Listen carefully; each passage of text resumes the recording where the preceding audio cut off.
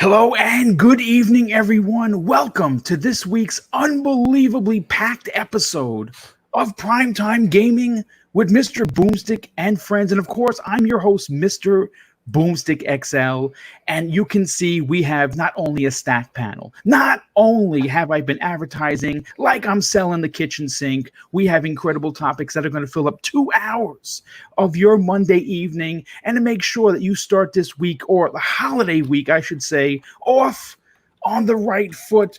But before we get into, of course, the outstanding introductions taught to me by the master, sensei, ninja himself, known as Lord Cognito, got to give a couple of shout outs to a few people already here. First of all, moderating this incredible show and many of my incredible shows, you know him as the Sheriff, Lethal Papa, keeping these streets safe from all of the bigots, MFs, and people we know as trolls that we don't want to be a part of this show. We can also thank UK Dazarus, who is recovering from his stroke, but still finds the time to hang out and, of course, police these streets. And, of course, Indie Gamer, someone that I think everyone should be sub to, but also one of the community's absolutely fantastic human beings.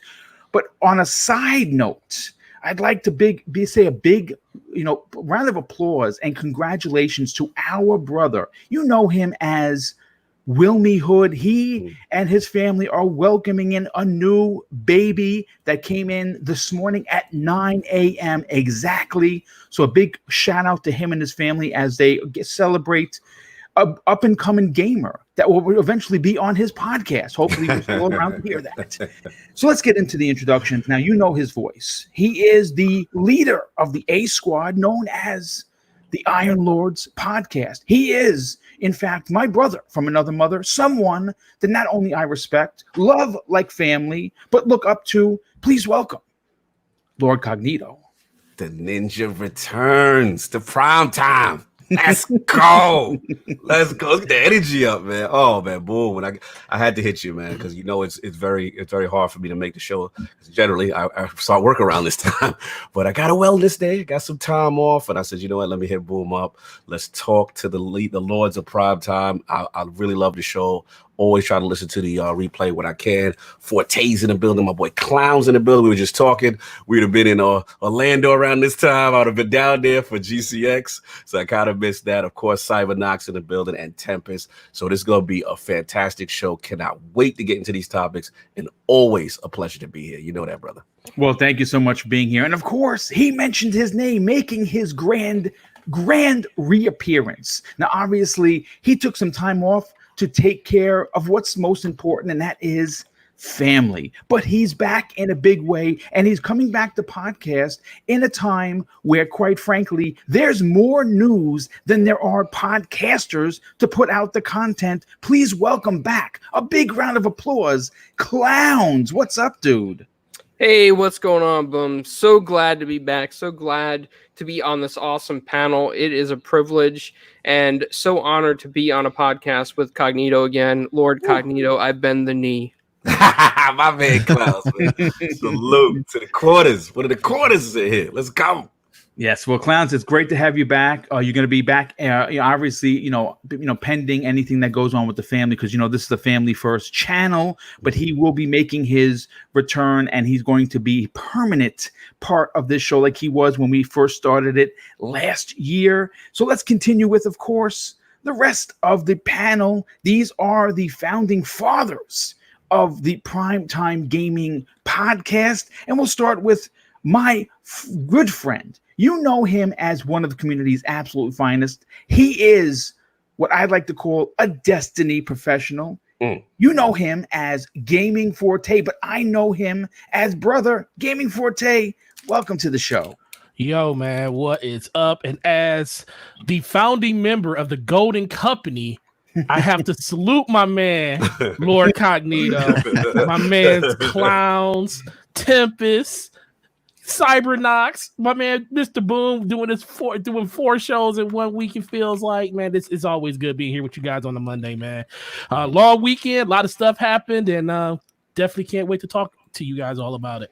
Well, listen, we're gonna definitely have a great time. A lot of laughs expected, and continuing in on the rest of the panel, you know him as our resident Cape Crusader, someone that has a YouTube channel that more people need to get their ears listening to his content. He's also a behind the scenes Destiny professional. We were talking privately off the air. Please welcome Cybernox. What's going on, everybody? Glad to have Clowns back in the piano. Big salute him. Fact. Glad to have Clowns here. And we got royalty in the building as well. Lord Cognito, man, it's always great to talk with you. Brother? Got my brothers Gaming Forte and Tempest, and of course, the leader. Boom. Can't wait to talk some games with you guys. Let's go. Oh, well, thank you very much for being here, dude. And it is always an honor and a pleasure to work with you each and every Monday evening. And last, in no way least, carrying our resident assassin, someone that might be shy and telling you that he will cut your throat when you're not looking while playing some sort of FPS game. He's also the master of the MMO art. Please welcome Tempest Sun. Hey, Boom. Can you hear me? Yes, we can. Okay, I came home late and my stuff was all over the floor. I guess my little guy is too big now, so I figured something else out. So I didn't have time to test it. So it's good to be here. Welcome back, Clowns, and we got one of the four horsemen with us, Mr. Cognito. It's good to have you here, buddy. And let's get to it. I'm excited.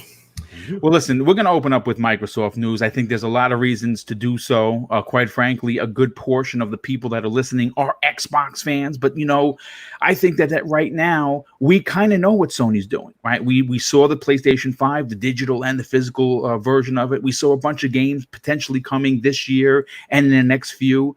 But Microsoft seems to be, of course, keeping their cards close to the vest.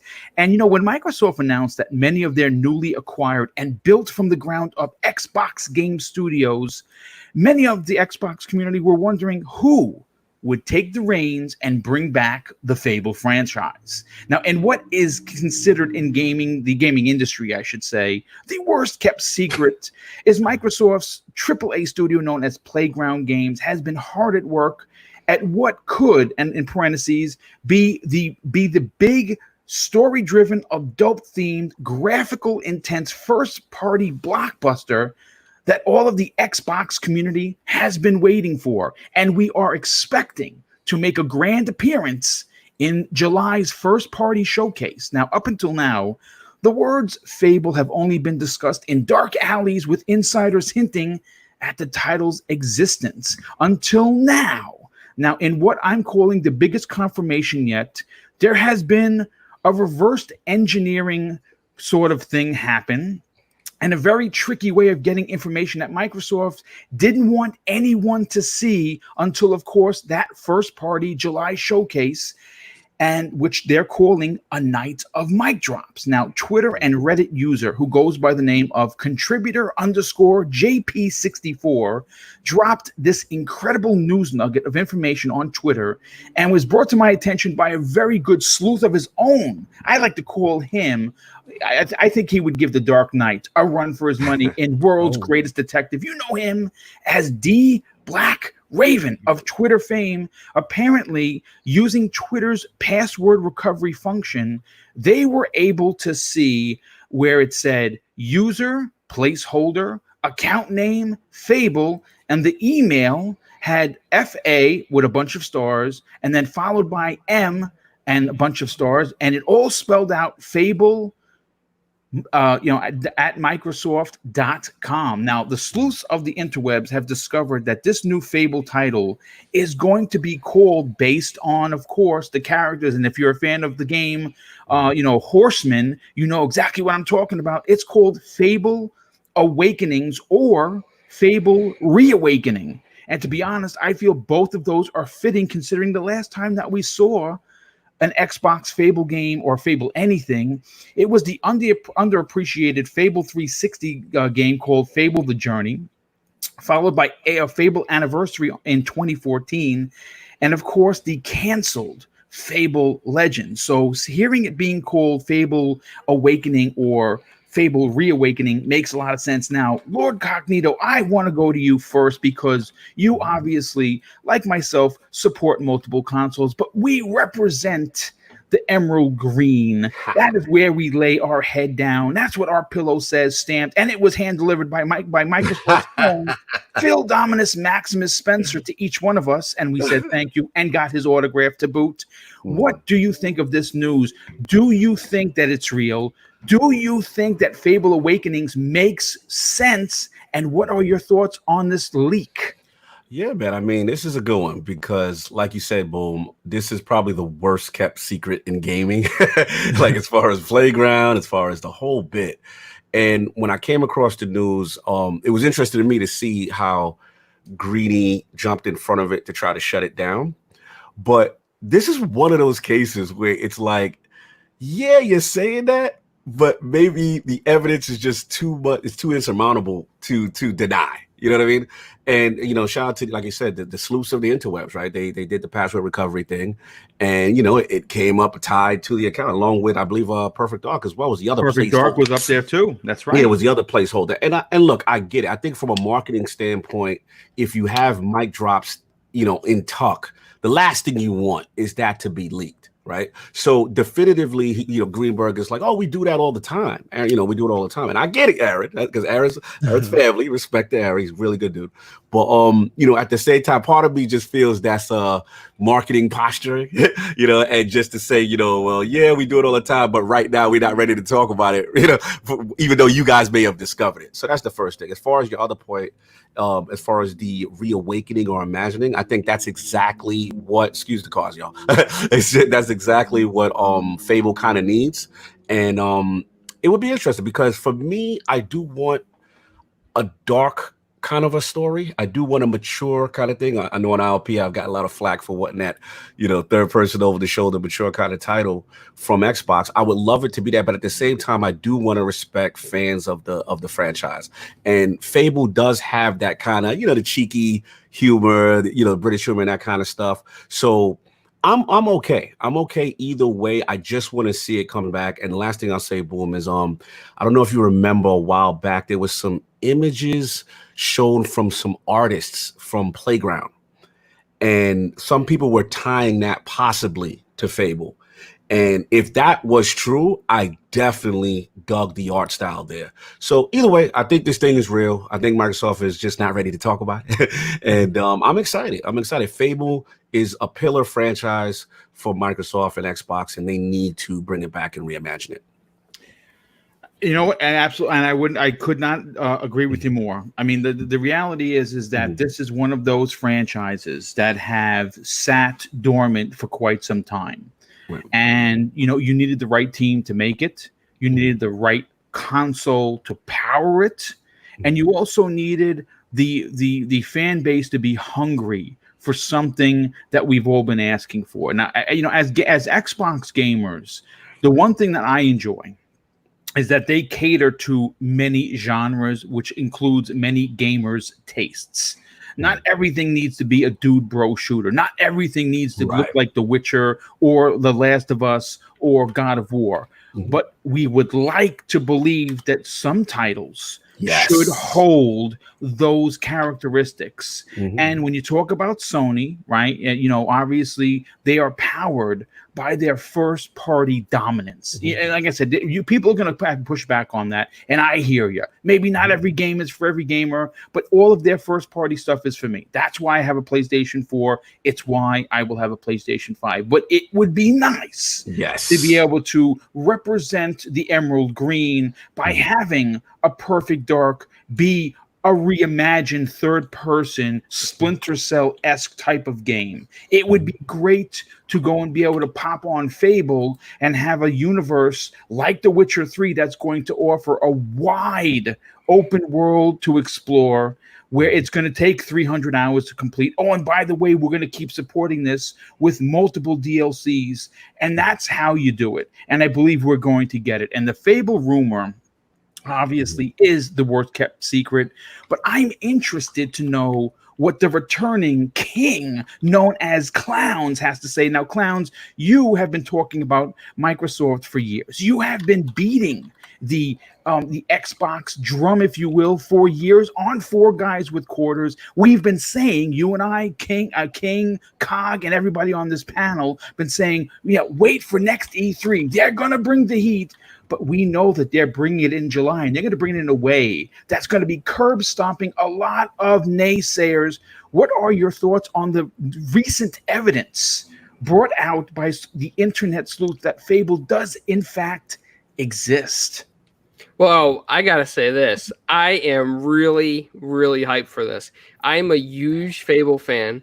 I love the Fable series. I'm sad that they had to, disband Lionhead, but I think Playground Games is the perfect studio that they have right now to bring a massive game like this out. And if they can make a nice open world style Fable, even if it's multiplayer, I think they are the perfect studio. And like Lord Cognito said, that artwork that leaked a while ago, if that is actually part of the game, which seemed credible because it was from a first party studio artist, that art was amazing, man. Like that was fantastic. And kudos to the sleuth that figured that out, that it was linked to a Microsoft email address, because that just confirms it for us. And I know that, all the big shots and PR have to, calm the hype down right now if it was an unintentional leak. So I am really hyped for this. As a matter of fact, I'm going to bring onto the screen. Everyone keeps talking about these screenshots. So instead of people having to go look for it, I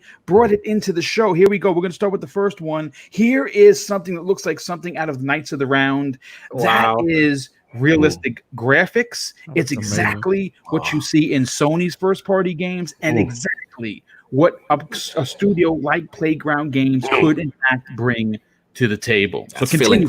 That's feeling very lordly right there. I like that. Yeah, indeed it is. Very royal. I'm getting butterflies in my stomach right now just looking at this. I mean, this is beautiful. Yeah, definitely, bro. Well, listen, Clowns, anything like, for instance, you're a big fan of Lionhead Studios. You're a big fan of the franchise. My question to you, and I'll come back around to Cognito on this, is now Cognito said something that I thought was interesting. He wants to get an all new Fable, but somehow, in some way, have respect to the OGs. Now, I'm going to be honest with you. I say close the door on the OGs and give them an invite to come in through the back to the new Fable. That's what I'm saying, because quite frankly, the old Fable was good, but it's the old Fable. And if this is Reawakenings, if this is Fable Awakenings, this is, intended to be new. You want to kick some chickens? Not a problem. You want to drop a fart joke in there? I hear you, but I need an adult themed type of title. Where do you stand on this?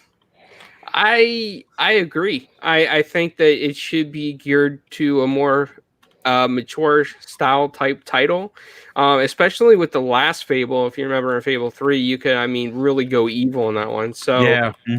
If they choose paths like this in this new one and they make it a little bit more mature, I think it's going to bring in a lot more people, because we're seeing younger and younger people playing more and more mature games. So I think to entice a new audience, a new generation, it has to be a little bit more mature. It can't be as cartoony or as kiddish as the last ones. The only thing I want to say is that I do think that they should bring in some of the magic from Lionhead, or at least the style that they had, because when they were talking over the game, that English or Scottish accent, whatever it was, that just made it magical. And if that was the charm. Yep, exactly. They do it again with this one, man, this is going to be like a system seller. I'm telling you, this will sell the Series X. This will do it right here. Bundle it with it, sell it. Yeah, well, it's going into Game Pass, and from what we hear, and this has been talked about on Reddit and all of the forums, that we're going to get whoever buys a console is going to be getting 3 months of Game Pass for free. That has been the rumor for quite some time. But you know what? Let me go to Gaming Forte. Now, Gaming Forte, before I do, I have to thank, and I don't even know how to pronounce this. This is P. Diddy, something P. Diddy, E. Puff. He dropped it. $1.99, $2. Thank you. Take Thank that, you. fool. Yeah. Listen, I'm trying to do a lot of things at once. I can't figure it out. I mean, listen, I'm not a linguist. Damn it, I'm a podcaster. I'll mess with you, brother. Hey, dude, thanks so much for being here. More importantly, thank you for your outstanding generosity. He says, in Fable, you should have a dragon instead of a dog. I second and co-signed this immediately. But you know what? I want to go to Gaming Forte. Now, Gaming Forte, you've heard both sides of the argument. We've talked about Fable before. Some people are saying that if you deviate from the path known as Fable, you have risk, pissing off some of the classic fan base that has been waiting for Fable 4. But I'm in the camp where you are not only trying to bring Fable to the masses in the OGs, but you're trying to bring new people the same way they're going to try and bring new people into Halo. It's a franchise that has really long teeth. And I think that even though we haven't seen it for quite some time, I think you still have to bring in more proportionate new than old. What are your thoughts on the leak first? And then foremost, what are your thoughts and theories on how do you bring this back where you appease both crowds? Oh, man. So first of all, about this leak, I thought I would never see the day that a leak was literally discovered by a Twitter account with an email address attached to it. That's something new right there. It just lets me know these people out here just thirsty and they looking for all types of news. So, I mean, shout out to them, man, because that's a lot of attention to detail. And I know Cog knows how that works, helping to run a website and stuff. When you got a bunch of people trying to find as much news as possible, they willing to look any and everywhere to get it. And that's what that was, man. So shout out to them. I mean, it's pretty much the worst kept secret ever. Everybody pretty much at this point know it's a thing, but this just leans credence even more to it. So look, man, it's always good to have a returning franchise come back. So until we get more information and stuff on it, I'll just basically leave it at that. But when it comes to what everybody else was talking about the direction of what the game should be, why can't it be both? I literally saw God of War do that exact same thing. People were pissed off because they changed the look and the feel of the game, but come to find out, no, they didn't. They pretty much left the game the same exact game it was. They just brung the camera in a little bit closer and made it more intimate with you. But the gameplay at a ground level was still the same gameplay. Hack and slash, moving through the environment, just different camera angle to do it at. No jump button, though. No jump button, I know. Yeah. Remember? But you needed the jump button in the original God of War. Right. You didn't need it in this one at all. You didn't even, that jump button was a formality by the time you got through that game. You didn't even think about that jump button. It would have been nice to jump up and get that Cyclops in the eye, though, just saying. Yeah, in that one. No, but I think they can definitely appease both crowds because everybody has a very good point when it comes to this, just for the simple fact that for me, a game is only as good as the people that talk about it. I mean, because if people ain't talking about your game, it doesn't matter how good your game is. There's been games out there that's been critically acclaimed, that scored 90 Metacritics overall. Of course, most of them are probably smaller games, but those games didn't get the light that a lot of other games that are bigger. And once the machine of communication between other gamers starts happening and that ramps up, everybody starts talking about those type of games. See Mass Effect, see BioShock Infinite, see Last of Us, and that's a big game. But you literally have people trying to what's the show right now trying to find people for a spoiler cast. We still try to do spoiler casts on the game. That's because people want to talk about this stuff. So you only get that kind of conversation from people when they're invested. And right now, as much as people are looking forward to the next Fable, there's also an investment level in what they remember what the game used to be like. Now, ain't nobody saying they got to keep it the same exact way because innovation always needs to happen, especially when you're talking about a franchise that hasn't been around for the entire generation. You don't want take the same old tropes that you had back in the 360 generation and bring that stuff forward. You do need to innovate on that stuff, and I think that's something that Playground will definitely do, especially with this being their first attempt at any type of gameplay like this. You know, up until this point, they were basically a racing arcade sim that did open world games, so they have a lot to prove on their end too. So if they were entrusted with this type of franchise, trust me, they are going to put their best foot forward, and they're not going to just leave it samey. But they do have a blueprint that they need to appease to. I think that's why they brought in a lot of those ex-Lionhead people, just to make sure that continuity and the way that the story, not so much in the way the story progresses, but just the way that the feel of Fable is still there. Like when you play God of War, it felt like God of War, just with a different coat of paint on it. And that was the thing that I appreciated the most about it. It didn't mind all the different changes. So they could definitely do both. I just think that you need to lean in towards the hardcore, especially when you're revitalizing a IP this old, like literally over 10 years old, 10 years since we got the last one. A lot of people, especially casuals, don't even know what Fable is. Yep. So we need to get that out for the masses to play and get the excitement of everybody, like people on this podcast talking about it. Get some articles up on lordsofgaming.net. You already know. You know, we need to get all that stuff fired up, because guess what? As we get that machine moving, more and more people will get into it. And then guess what? As time goes on and we get to the next iteration of it, then they can take more chances. That's what they did with Gears of War. Yeah. People thought the first Gears of War was a little too safe. Yeah. But they made it like that because it was a new studio that was producing the game that found out that they could actually make the game. Then we got a little bit more deeper into the story with the fifth one. Now, I don't think Gears of War was a bad game just because it was the same. I think it was, we just need a break from Gears of War. I think that's what a lot of people, that's the difference. People needed a break. Fable's not that type of game. Fable's had its break. They need to bring that game back roaring. And they need to basically make everybody remember what they actually forgot was actually there. And I think this is a golden opportunity for them to do that with this game coming up. And that's a great point. You know, real quick. Actually, I got some breaking news, Boom, if you don't mind. Is it from it Lords looks of like Gaming? No, I wish. It's from me, Lords of Gaming. Yeah, pretty much. Shout out to my boy Dan McCullough, the head of Xbox Live, 15 years, is leaving. He's leaving. He just made an announcement now. After 15 years at Xbox, I announced today that I will be leaving. I made so many friends, learned so much, and truly had a blast. I'm extremely excited about the next opportunity in my career, and I will be announcing that very soon. You all will be pumped, and thank you. So 15 years. This was the head of Xbox Live recently. I actually had him on LP. Great dude. He's actually a true gamer, responsible. If I'm quote me, game bar as well, and helping with PC and Xbox Live integration. So he is very experienced. This guy is extremely talented. So he's going somewhere. I know. I will say this. I'm not going to put his business out, but I know he's good friends with Mike Ibarra.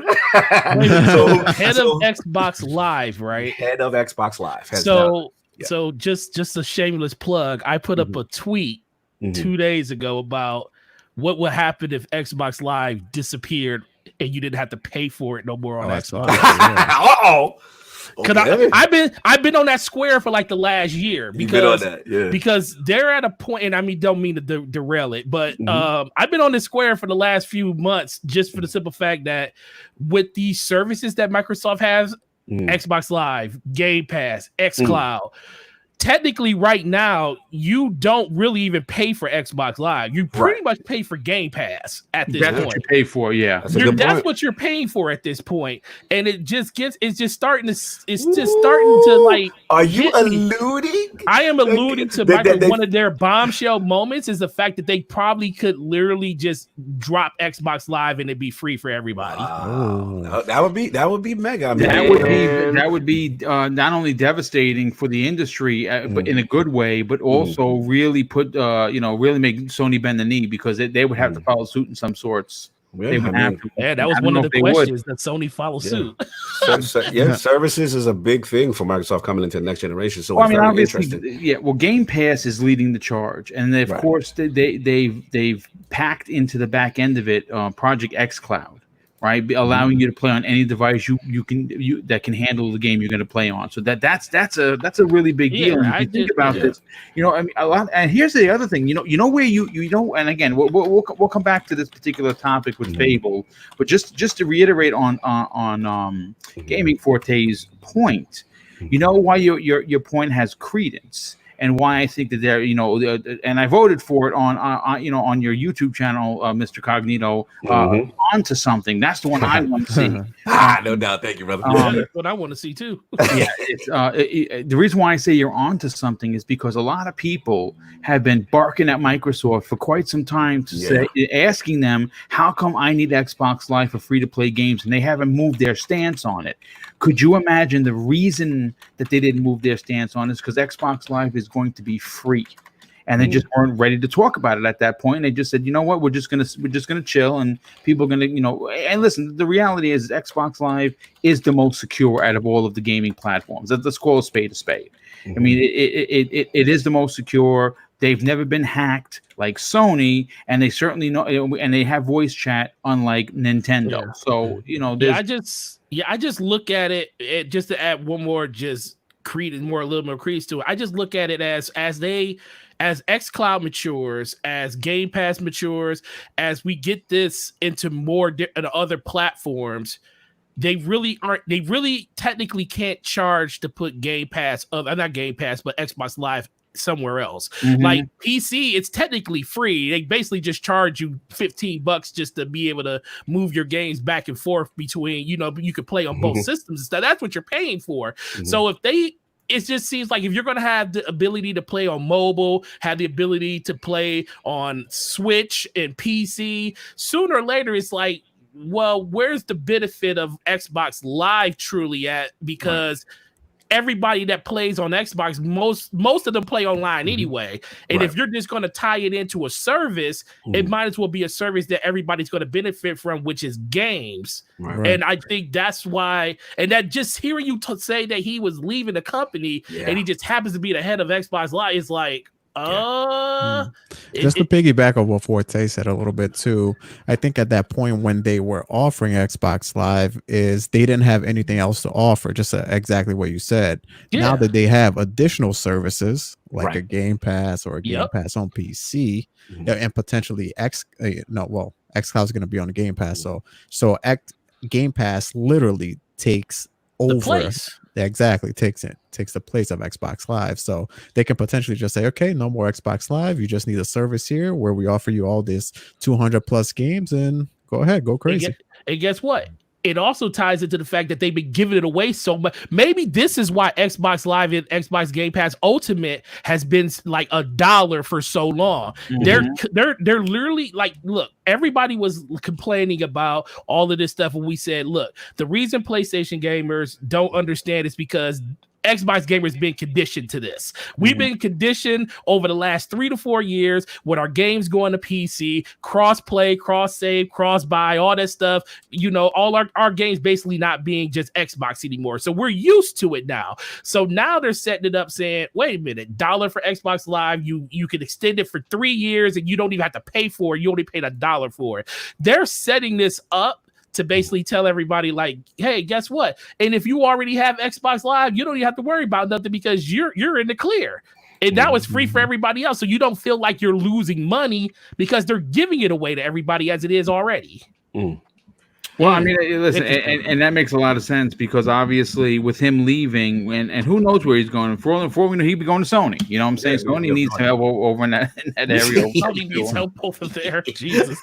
You know what I'm saying? I mean, no offense to, I mean, I pay for Sony's service. I don't even play online for Christ's sake. I just like the free games, which is why I do it. But listen, let's bring this back around to, of course, without disrespecting the Fable. Okay, that's what we're here to talk about, Fable. But I appreciate certainly the breaking news because that is actually big. And again, Cognito, you being everyone here is a content creator, it's very rare to be on a show and get breaking news live on the air. It happens like once in a lifetime kind of thing. So Cognito, big shout out to you dropping that bomb. And I didn't know you had that dude on your show. That's big. Yeah, we've had him on. Great guy. True gamer too. This guy plays games, y'all. Make no mistake. So I'm looking for. We actually just talked right now. So he says when things settle down, we'll talk more. He'll explain some things to us. So I love it. But you know what?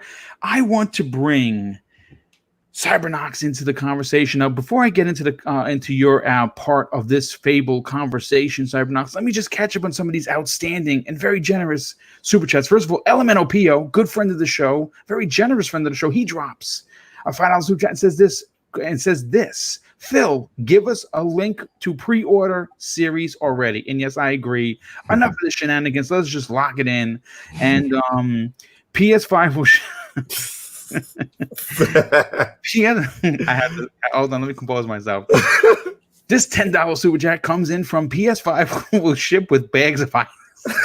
He's a savage. First of all, thanks for being here, dude. Thank you for the hearty laugh that I'm having right now. And of course, thank you for the outstanding generosity. He says, "What's good, Boomin' panel? I must say I had an evil smirk on my face when I pushed back the release date of Cyberpunk. I didn't want to buy the game for the Xbox One. And you know what? You're not the only one, dude. There are a lot of people, including a very good friend of the show. In fact, he's my co-host on the Xbox Factor podcast. Zemi Games was hoping that it would be delayed so he could play it on the X, because who wants to play it on the One when you can play it on the X? And Midway Monster, a very good friend of the show, he drops an outstanding $5 super chat and says this: on my Xbox profile, they took down the gold icon and it now just says Game Pass. I'm still a gold member. Forte, could this be something? Ooh. That's interesting news, my friend. I didn't even realize that. And then people now have to start taking notice that maybe that could be one of their, wow, could you imagine? And again, just to kind of just reiterate this, the same way the crowd went completely bonkers with backwards compatibility, if Bill gets up there and says Xbox Live is for everyone, the industry comes to a screeching halt and the internet breaks. Yes. PS, by the way. And a very good friend of the show, Nightwolf3186, shows his generosity with an outstanding $5 super chat and says Xbox Live going away. We lost Boom. For free to play makes sense, especially or revealing Halo Infinite free to play mode. And that's something else. But you know what, Cybernox? Look, there are a lot of people in this community, and a big shout out to Noof Nukem. Now he's in the chat. He was on. He's on here all the time, and he's a fantastic community member. He actually brought up a great point. There are some people that are suggesting Playground Games only knows how to make racers. What the heck are they going to bring to the table with a Fable game? And he brought up a fantastic point, and I want to give him a shout out for. He talked about how Guerrilla Games, who was only known for first-person terrible shooters, by the way, came out with Horizon Zero Dawn, one of my personal favorite games of this generation, and I cannot wait to jump into part 2. So with that said, how confident are you that not only Playground will deliver, but Fable Awakenings will be that AAA blockbuster we've all been waiting for? I have no doubt that they'll give the series the TLC that it deserves. They've only done driving games, but they were good driving games. You know what I mean? Once you give developers that, that chance or that opportunity to create a different style of game, a different genre, they're most of the time they'll pay more attention, be extra careful, be very meticulous on what they do.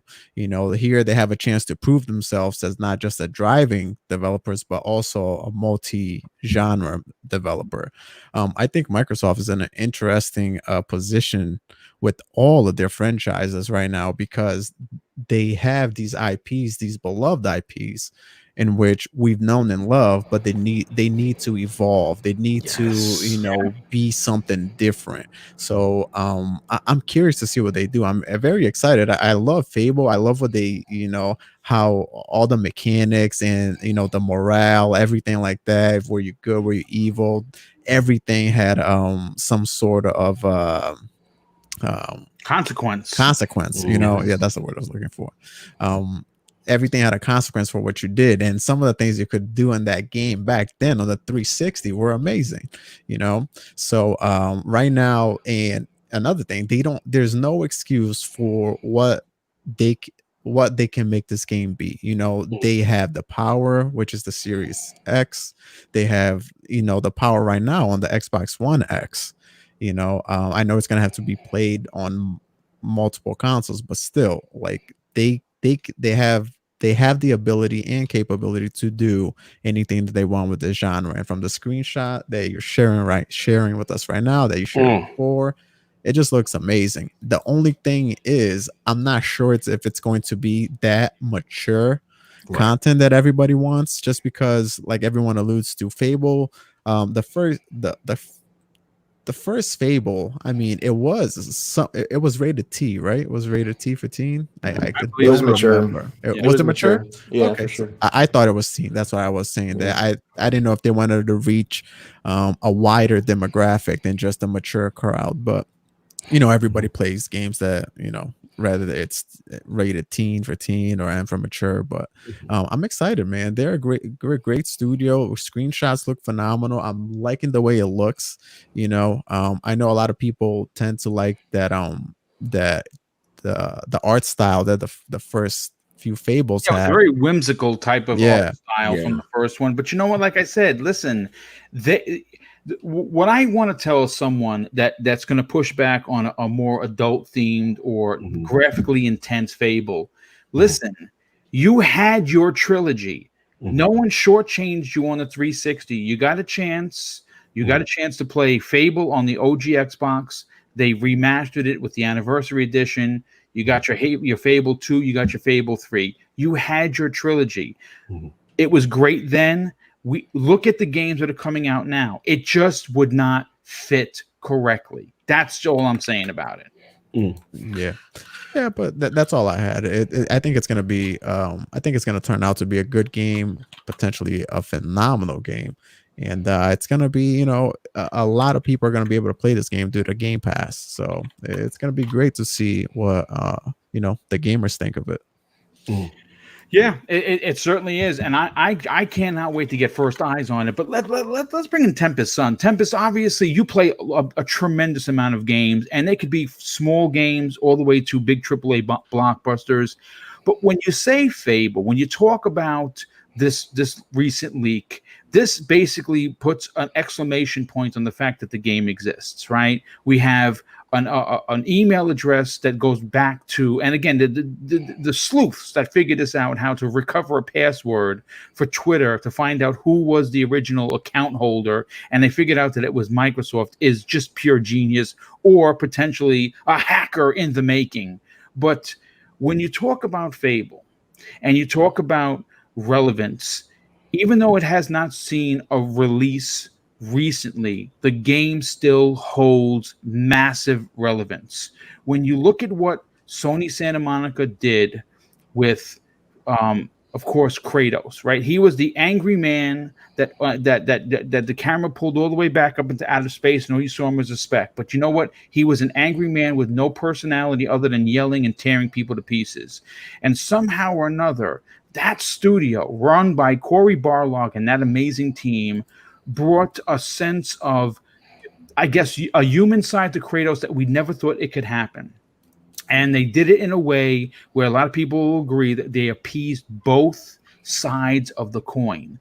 I think that they can do that. I think Playground Games can do that. But do you think that they can do that? And what are your thoughts on how they reversed engineered this leak? The reverse engineering of the leak. I mean, I think they just got caught with their pants down, to be honest with you. And you know what? It might even be like a thing of like reverse psychology, like, oh, no, that doesn't mean anything, but still acknowledging it.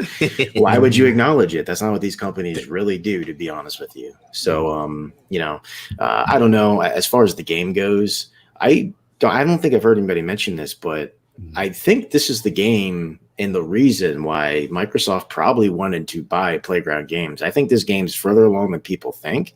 This game was in development before they got bought. I believe And so. I think the original rumors were that the game got repurposed as a Fable game. Why would you do that? Because Fable has a name. It's an IP that's already out there. It's for that recognition. Just like people are like, well, why would you make a Perfect Dark game? It's been forever. Just make a new IP because it's Perfect Dark. There's people that played the old ones, and if you go on Metacritic right now, it's one of the highest rated games of all time. It is what it is. So, that's why you do it. So I think this game could be drastically different than what you think. I do think you can fit humor in there. I mean, look at why the Marvel, some people might agree with me, but look at why the Marvel series of movies are so much more profitable and popular than the DC counterparts. They started to wise up a little bit, and like Aquaman had some funny parts in it, but for the most part, I can go to a seriously toned Marvel movie and laugh my butt off, even though Thanos in that very same movie snapped his fingers and killed half of everything. So, you still remember those comedic beats. They could easily do the same thing. As a matter of fact, the original story of Fable was pretty hardcore. I mean, it was hardcore. Yeah. Yes, it was. You're met with this mystical, this like whimsical music. You're going around, kicking chickens, and why are you just standing there like a lemon? Like a lemon. Just stuff like that. I mean, you're greeted with that, but then 10 minutes later, bandits roll in and kill your family on your sister's birthday, So from that moment on, I mean, even in the game, just through gameplay alone, no cutscenes, no nothing, you can go ahead and woo like a random NPC, marry him. And the next morning you can just decide to kill that same person, So I mean, it's ridiculous. It was totally freeform. That's why the game was so like, oh man, this game's crazy. You can do anything, because you could pretty much do anything for back then, at least. So what I really want, sacrifice freaking random strangers. Just follow me. Just follow me. That was a classic move. Yeah. So given the art style, everything else, the game was deceptively dark already, and there's a lot of think of like Mighty Python and stuff, that dark, just like dry, sometimes dry humor.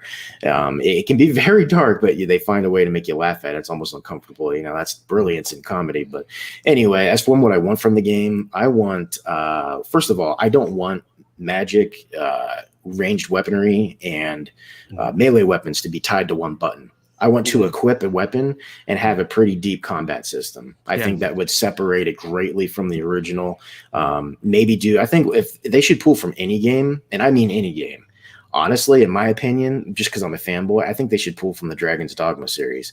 That game, no matter what weapon you have equipped, the combat is fantastic. Yeah. But if you go ahead and pull the left trigger, you use your bow. I guess that's exactly what they did in like Assassin's Creed Odyssey and Origins as well. But you just pull up that left trigger, and then you have your range set of moves or whatever, So I think they should do that, and I think they should go full fantasy, man. Put them all and put the centaurs in there, the ogres, the cyclopses, fairies, you name it, any kind of mystical creature. Like, pull up a list on Google. They should add all of those, man. Like, all of them. I'm telling you, just go pure fantasy. Well, I always break open the D&D monster manual and pull from there. Okay, do it because like I always in my mind wonder. I'll be playing a game, and although I'll love it, I'll be playing something like Assassin's Creed Odyssey, and I just say to myself, I'm like, what's stopping them from making a game that looks this good and plays like this? But instead of just seeing something you could see in real life, imagine the grass was slightly blue and like the trees were luminescence, and there was little fairies flying all over the place, and like just make it pure fantasy. From what we saw in that screenshot you pulled up, that could still work in a fantasy world. It really could, just make areas of the world that are just pure. Actually, okay, what I'm talking about is like that first zone in Kingdoms of Amalur. And I was actually going to say that their combat system was unbeatable. Yeah, I mean that first area, you're introduced to like, it's just like fantasy the game pretty much, and it's just laid out in front of you. That's what I feel they should do. The comment you got from the hippy dippy Papa, Diddy guy, hippy dippy, pet dragon, dude, sign me up. Like a little pet dragon, how cool would that be? Or like, I don't know, dude, just go all out. Don't try to make it realistic. You can make it dark without going like raw and just make you miserable the whole time. You know what I mean? You can smartly make it funny and dark and still put a smile on your face. They're one and the same thing. They really are. They can be. So I think they can pull it off. The director, forgive me, I forget his name. Fulton. I think it's Fulton. I forget his first name, but I think it's Fulton, the director of the game, the one that's in charge of Playground Games. Okay. He made a very bold statement, and not just anybody can sit here and say this, but he said they want to be the best developers in the world. That is their goal. I remember that. He said it. So, I mean, take a look at, they're the undisputed kings right now in most people's eye for the racing genre. Ralph Fulton. Thank you. Somebody, Indie Gamer just said it. So, yeah, I mean, I don't know, man. I think they got the chops to do it. I mean, look what they did with the racing genre. They made an open world RPG racing game. You know, who does that, right? So I absolutely feel that they can do this and they can pull it off. I think they got the chops. And if they didn't have the chops, Microsoft gave them that bread and they're buying the chops. And they did every week. They packed that studio with a lot of people, with a lot of talent, a lot of people from Sony Santa Monica, a lot of people from Rockstar Games, Rocksteady Entertainment had people go to Playground. They have a stacked deck of talent.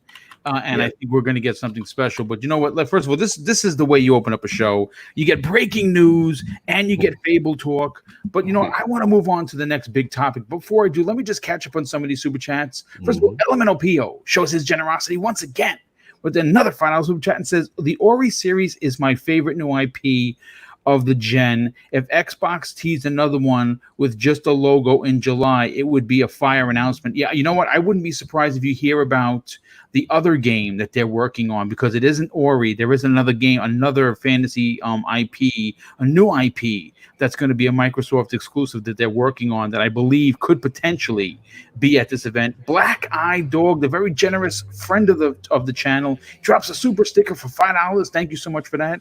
And Nightwolf 3186 once again shows his generosity with an additional $5 super chat and says, Fable first released on the OG Xbox and Fable 3 on the 360. This new one will be designed for the Xbox Series X. A realistic graphic, massive world makes sense, and I absolutely agree. But you know what? You know, Cognito, you talked about Phil Spenser, but then you talked about, you know, someone had made mention of the Infinity Gauntlet. So I want to bring up this picture right here. There is Phil holding the Infinity Gauntlet, which of course he's going to snap his fingers on July, and he's going to make Sony not exist anymore. And all of their games aren't coming out for 5 years for the PlayStation. Oh my God, indie games. Okay, that's what you're getting. Not all jokes aside. Listen, we don't want to piss off the masses, but you know what? Phil has been making the rounds, Cognito, doing some interviews, and you and I not only talk privately on a weekly basis, but we were talking prior to the show. And you know, this, you know, when you talk about Phil, what comes to mind, at least for me, is pro-consumer and services. And, you know, obviously in typical good guy fashion, Phil breaks down during this interview what we can expect from July's show and how Sony's PS5 was good, but feels confident in what gameplay they're going to be showing. Now, here are some interesting quotes from leader of Team Green on what he said and what people are expecting to be a night of mic drops for this July event, potentially coming now that we're hearing on the 20th of July, but we're going to get into that possibly later. And here are the statements from Phil Dominus Maximus, soon to be Aurelius Spenser. I'm just being honest. I felt good after seeing the Sony show. I think the hardware advantages that we've built will show up as we're talking about our games, frame rates, and other things. I feel good about July and the gameplay we're going to be showing there. Sony did a great job with their event.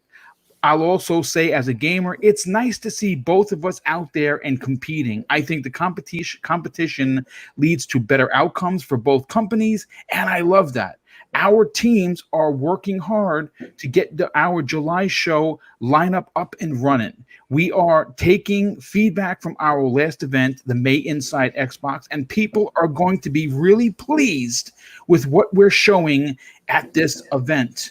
Now, look, Cognito, obviously the takeaway from this is something that a lot of people just overlook because it's like just Phil's being a good guy and he wants to talk about everybody in a positive way.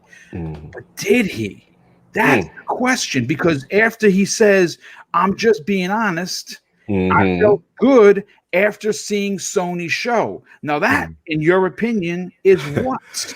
Listen, man, I told you, like, it's the kid that studied for the test. it's the guy, for the last generation who, let's be real, they Xbox have taken a lot of blows based on the success of the PlayStation 4. So this is a person to me who's got his ducks in a row, and he's confident. He's confident for what he's about to show. So when you make a statement and say, hey, I got to be honest, after seeing their best, I feel good about ours. You know what I'm saying? To me, that means he's ready. He's ready to go. So he's got things in tuck. There was a couple other statements that he made that really stood out to me. I think when he said he started talking about back compat and variable refresh rate, and he said something to the effect of not about artificially trying to hold things back to customers and for the sake of forcing you to buy new hardware.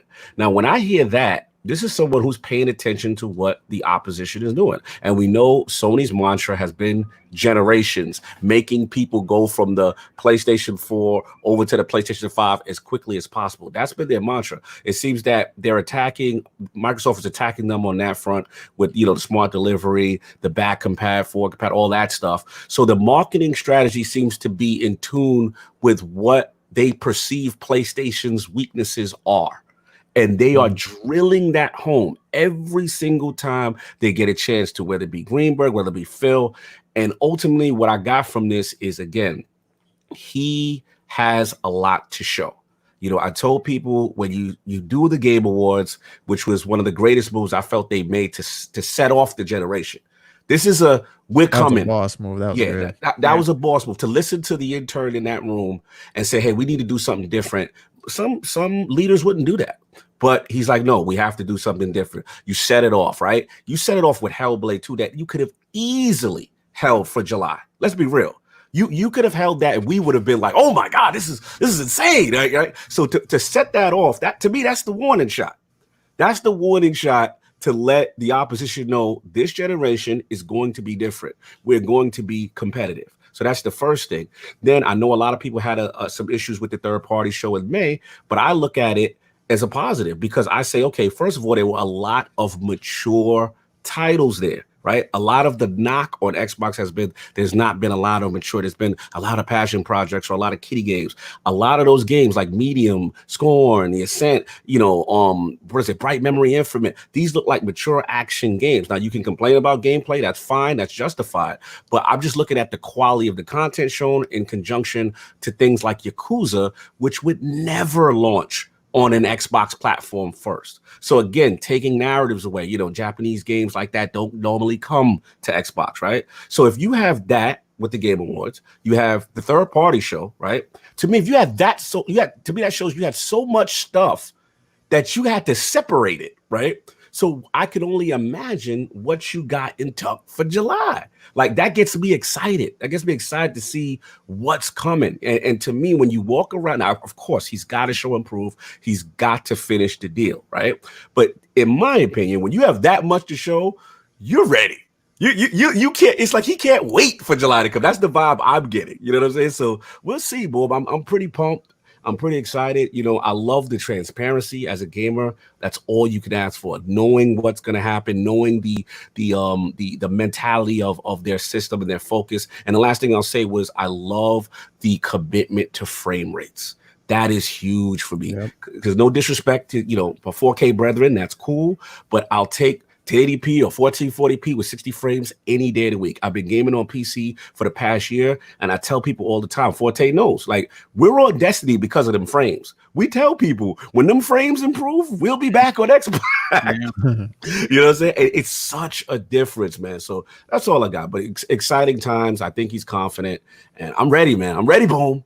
Well, you know what, real quick, a shout out to Anthony Chipmunk in the chat. He just already proclaimed his game of the year being Bug Snacks. I'm done. So good on you, Anthony Chipmunk, for bringing that up. You know what? For Gaming Forte, I want to bring you on the back end of what Cognito just said, frame rates. And he also said something. The boogeyman. Well, look, he's a ninja, but he's been throwing his stars all evening, and I just caught one of them. And you know something? What he said is also impressive, but also important. When Microsoft knows that they got something Sony doesn't, they go in on it hard. Backwards compatibility, going in strong, right? Game Pass, going in extra strong. But Phil, as well as several others in the Microsoft camp, have been talking frame rates, and that's because we on good authority, there could be potential that a lot of Sony's big games will only be at 30 frames per second.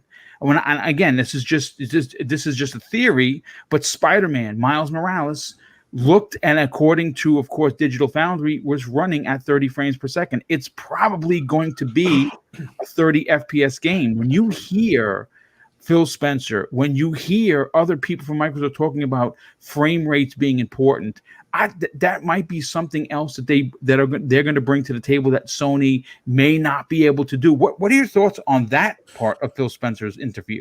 Microsoft, these companies jab at each other every day, chunk-of-cheek style, and it's pretty entertaining. I love it. It's just the biggest thing for me is I love the transparency. Phil Spencer's been talking about performance. He's saying that he even said a while ago that people are going to get something that they never seen before in a console. And that is the feel, like they keep talking about the feel, the experience of the game.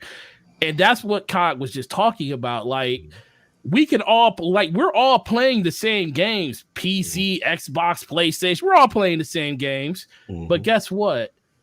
It's another level when the feel of the game matches your perception of the game. Preach. Oh my God. Mm-hmm. It's like something. That's why I kept telling people, I was like, listen, I was more excited, and I kind of got dampened a little bit with some of the, and not with like the whole Assassin's Creed thing. And I think that was a one-off, and I don't even know if that's the whole truth. I'll just take the wait and see approach on it. But it's like, the biggest thing is, I kept telling people, I was like, listen, I am more happy for people that are buying these next-gen consoles for the experiences that you're going to have, because outside of Call of Duty and Battlefield, like just Twitch first-person shooters, people really truly ain't been playing games. Like, they've been playing them, but they ain't been playing them. They ain't been playing them like we've been playing. Talk about it. I try to tell people every day, I'm like, listen, Phil Spenser has been on this boat, rocking it back and forth, going up and down the river, telling everybody, like, listen, man, the performance in 60 frames per second is what we are going at. The fact that Aaron Greenberg came out and said that, you know, up to 120 frames per second for certain games. They ain't playing when it comes to, because they know what is going to move the needle next generation. I don't think, the thing is, I think people are set. If you think a next generation is going to be this graphical leap, preach. It's not going to be. It's not going to, like, people can't tell, like let's go back to the reveal, the Sony reveal, the tech demo for what's the name? For Unreal. Was it impressive? Yes. I had an argument on Brap, and they kept getting up. Is it next generation?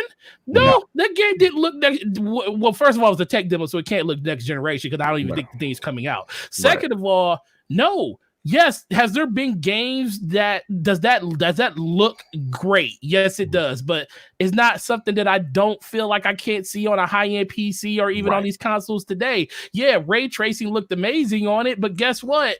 I seen that on my PC already. So I think he's basically just setting people up and telling them, like, listen, the big move next generation is going to be performance.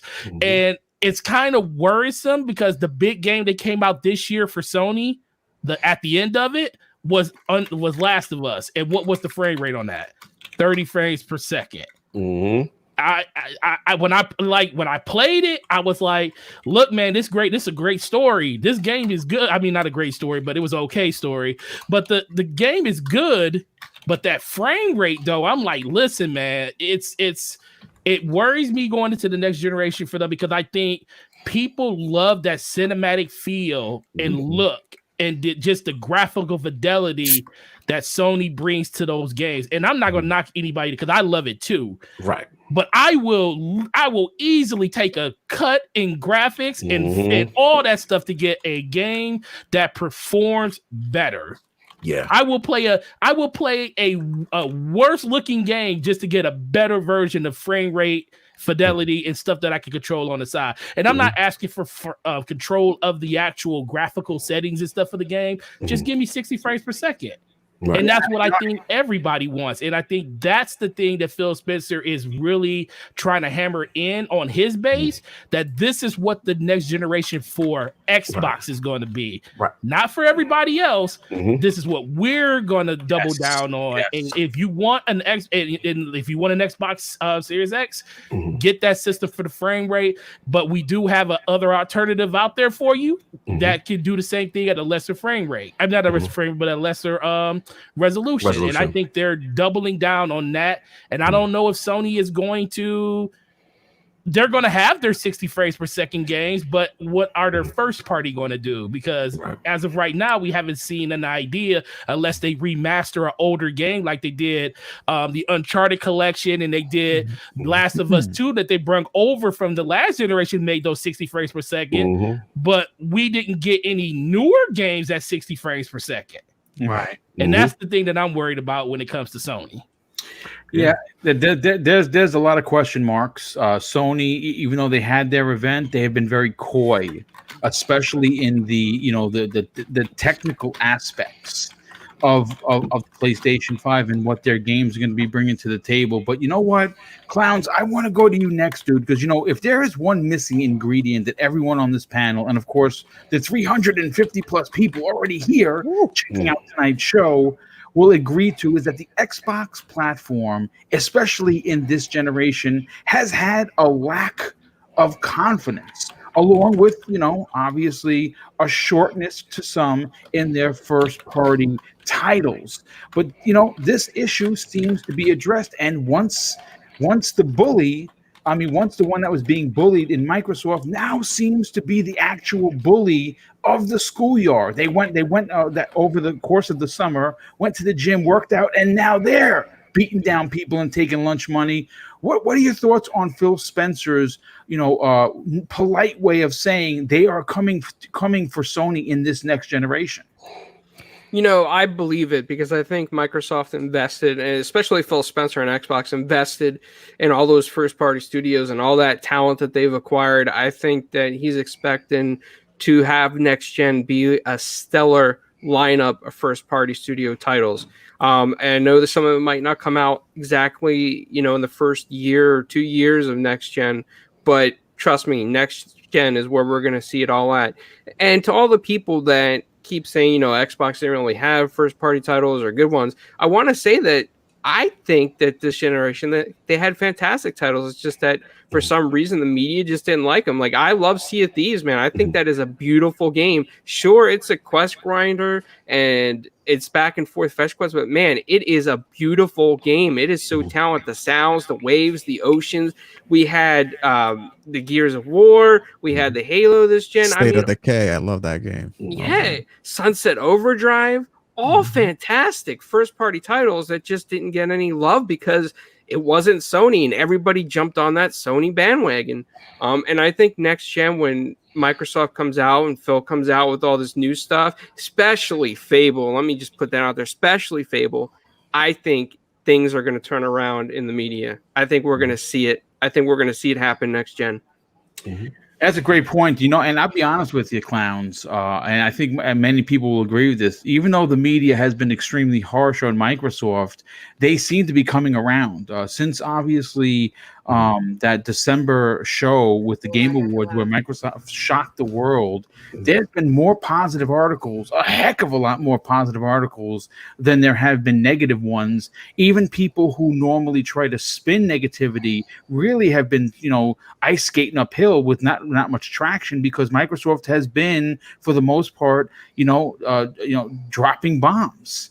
Yeah, sure. Again, we go back to the May 7th event. Some people didn't dig it, but you know what? I thought it was. I gave it a B. I gave it a B+ because I thought everything they had there I wanted to play. Yeah, I like the games. I'm agree.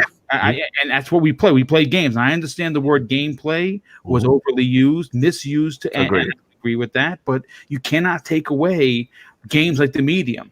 Games like Ascent. Games like the Alien Penis. Yeah.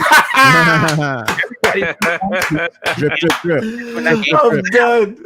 You know what I'm saying? So what? Let me bring in Cybernox. Cybernox, obviously Phil is not afraid to do interviews. He's been doing them left and right. This new one, he had a lot to say about it.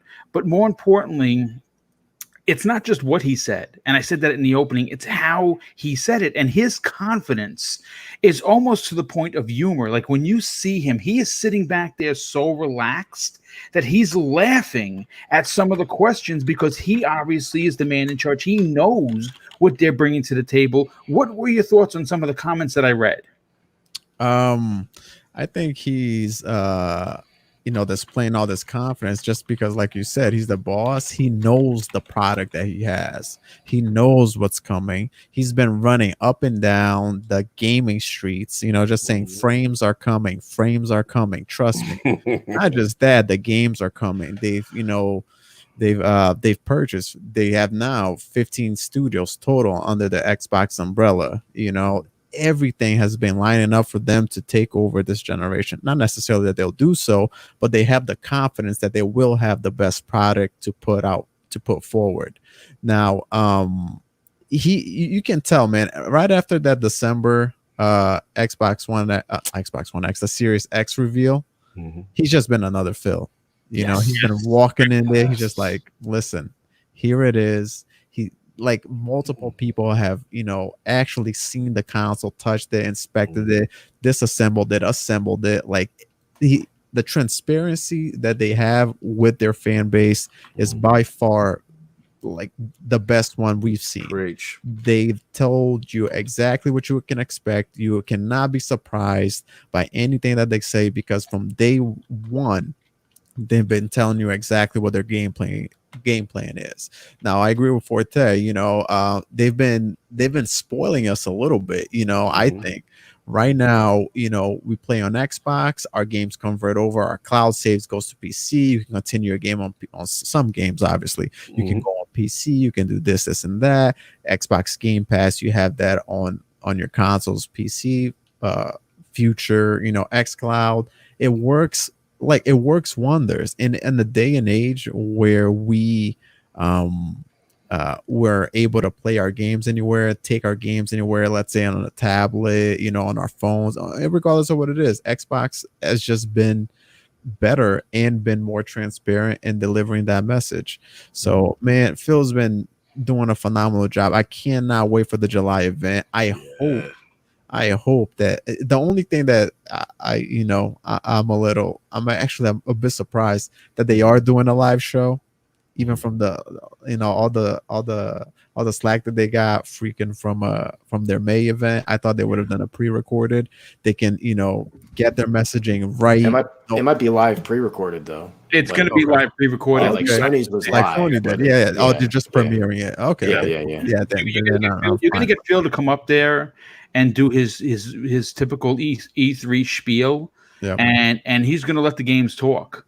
And you're going to get some voiceovers from developers. You're going to get some. The one thing that if you and I'll come back to Tempest Sun in a second with this is he keeps mentioning gameplay, and this isn't coming from Aaron. As much as I love Aaron obviously, even Phil said it. We didn't temper expectations. We over promised and we under delivered. They said that, and Aaron Greenberg came out and said that. And hands clap to him because he didn't have to do that.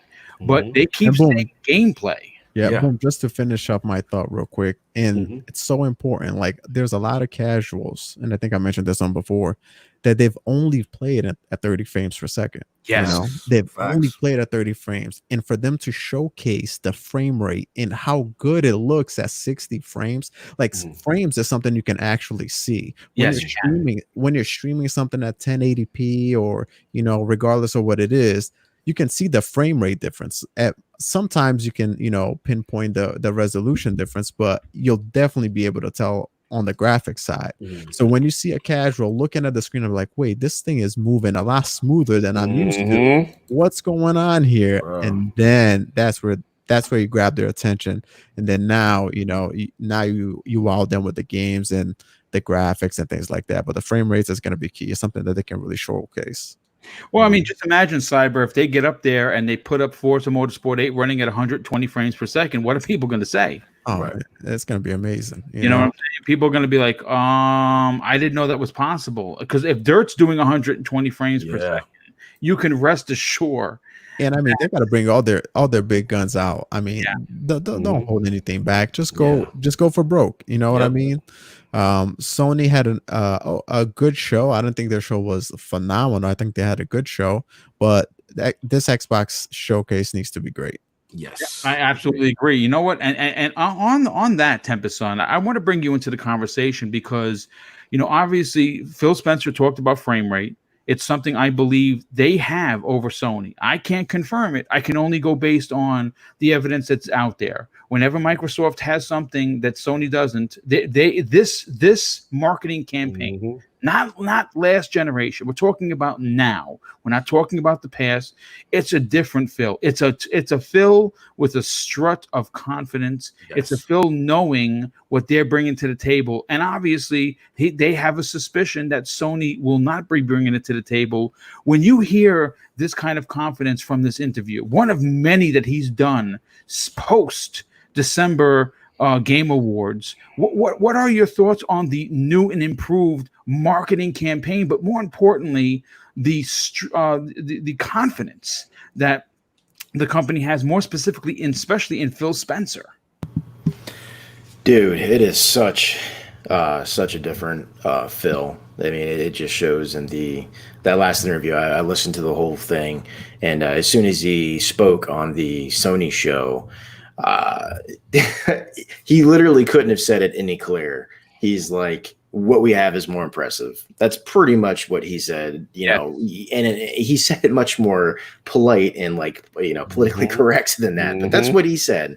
And let me tell you, I think when people bring up this topic of 30 versus 60, I think what people are getting wrong or not realizing is when they talk about 60 frames per second, they're not talking about this box doing 1080p with sacrificed graphics at 60 frames per second. You're going to be getting pretty much anything that Sony can deliver at 30 or close to it, but it's going to be at 60. Now, if you mention 120, then you'll have to start getting into more dynamic resolutions. You'll have to start getting into lowered graphics, probably zero ray tracing whatsoever if you want to hit 120, but that's an option. That's a choice, right? This console is a absolute monster. It is what it is. And, with the money that they have to throw around, they chose to put pretty much a 2080 Super with even, I don't want to say newer tech, but extra features you wouldn't expect from a console in this thing. So I think that's where people are just not realizing that it's not like downgraded graphics 60. This is like the real deal. All the bells and whistles, ray tracing, you name it, 60. Is it going to do it on every game? No, but some developers are better at squeezing every ounce of power out of these things than others. I truly do believe we're going to get some games that have plenty of ray tracing features, 60 frames per second, and that look quite literally next gen. I just really think we're going to see it. And he knows that that's what they're cooking up. I mean, Phil knows what they got. And do you really think Phil Spenser would say these things and a month later have a show and not have impressive content? Yeah. He's just not, he's too smart for that. He's way too smart of an individual. So I think now more than ever, you just got to listen to what the man says. And I really do believe we're going to see something special. Now, I just want to take it a little left here and just mention the show itself. One thing I'm noticing is whenever we have these podcasts, we have these shows, there's articles online, there's so many leaks that happen throughout the months. If you really think about it, potentially we could have almost the whole show already kind of leaked, not in the order, not in the 100% this is exactly what's happening, but we've had rumors on Perfect Dark, rumors on Fable, rumors on what the Obsidian's cooking up. Just like everything you can think of has kind of sort of been leaked. So right now we have people, even the big YouTubers, saying, we'll probably see this, we'll probably see that, probably see this. And they're almost mentioning it like it's not a big deal, when really, if you break it down, if we didn't know any of this and we saw all this at the show, it'd probably be like the best quote unquote E3 ever. It'd be the year of dreams for Microsoft. Exactly. So just go in there. If we do only end up seeing from first party exactly what some of these YouTubers and these podcasts have, like, well, we might see this, we might see that. Don't take that as a bad thing and that it's any less impressive. Just be excited, for what you're going to see. And if it is just what we think it's going to be, that's still unbelievably impressive. That's the only thing I'll say is, like, it's just dawned on me that, like, so many people are like, well, we'll probably see this, we'll probably see that, and like at least we hope we see it. And now if they do show it, because like example, like PlayStation show, we knew that they were going to show Ratchet and Clank, and we knew that they were probably going to show Horizon Zero Dawn 2 or Horizon, the West edition. Yeah. So, but when they showed it, it was still very impressive. But I'm going to be honest, when it finally showed, we're like, okay, yeah, that's what that is. All right, cool.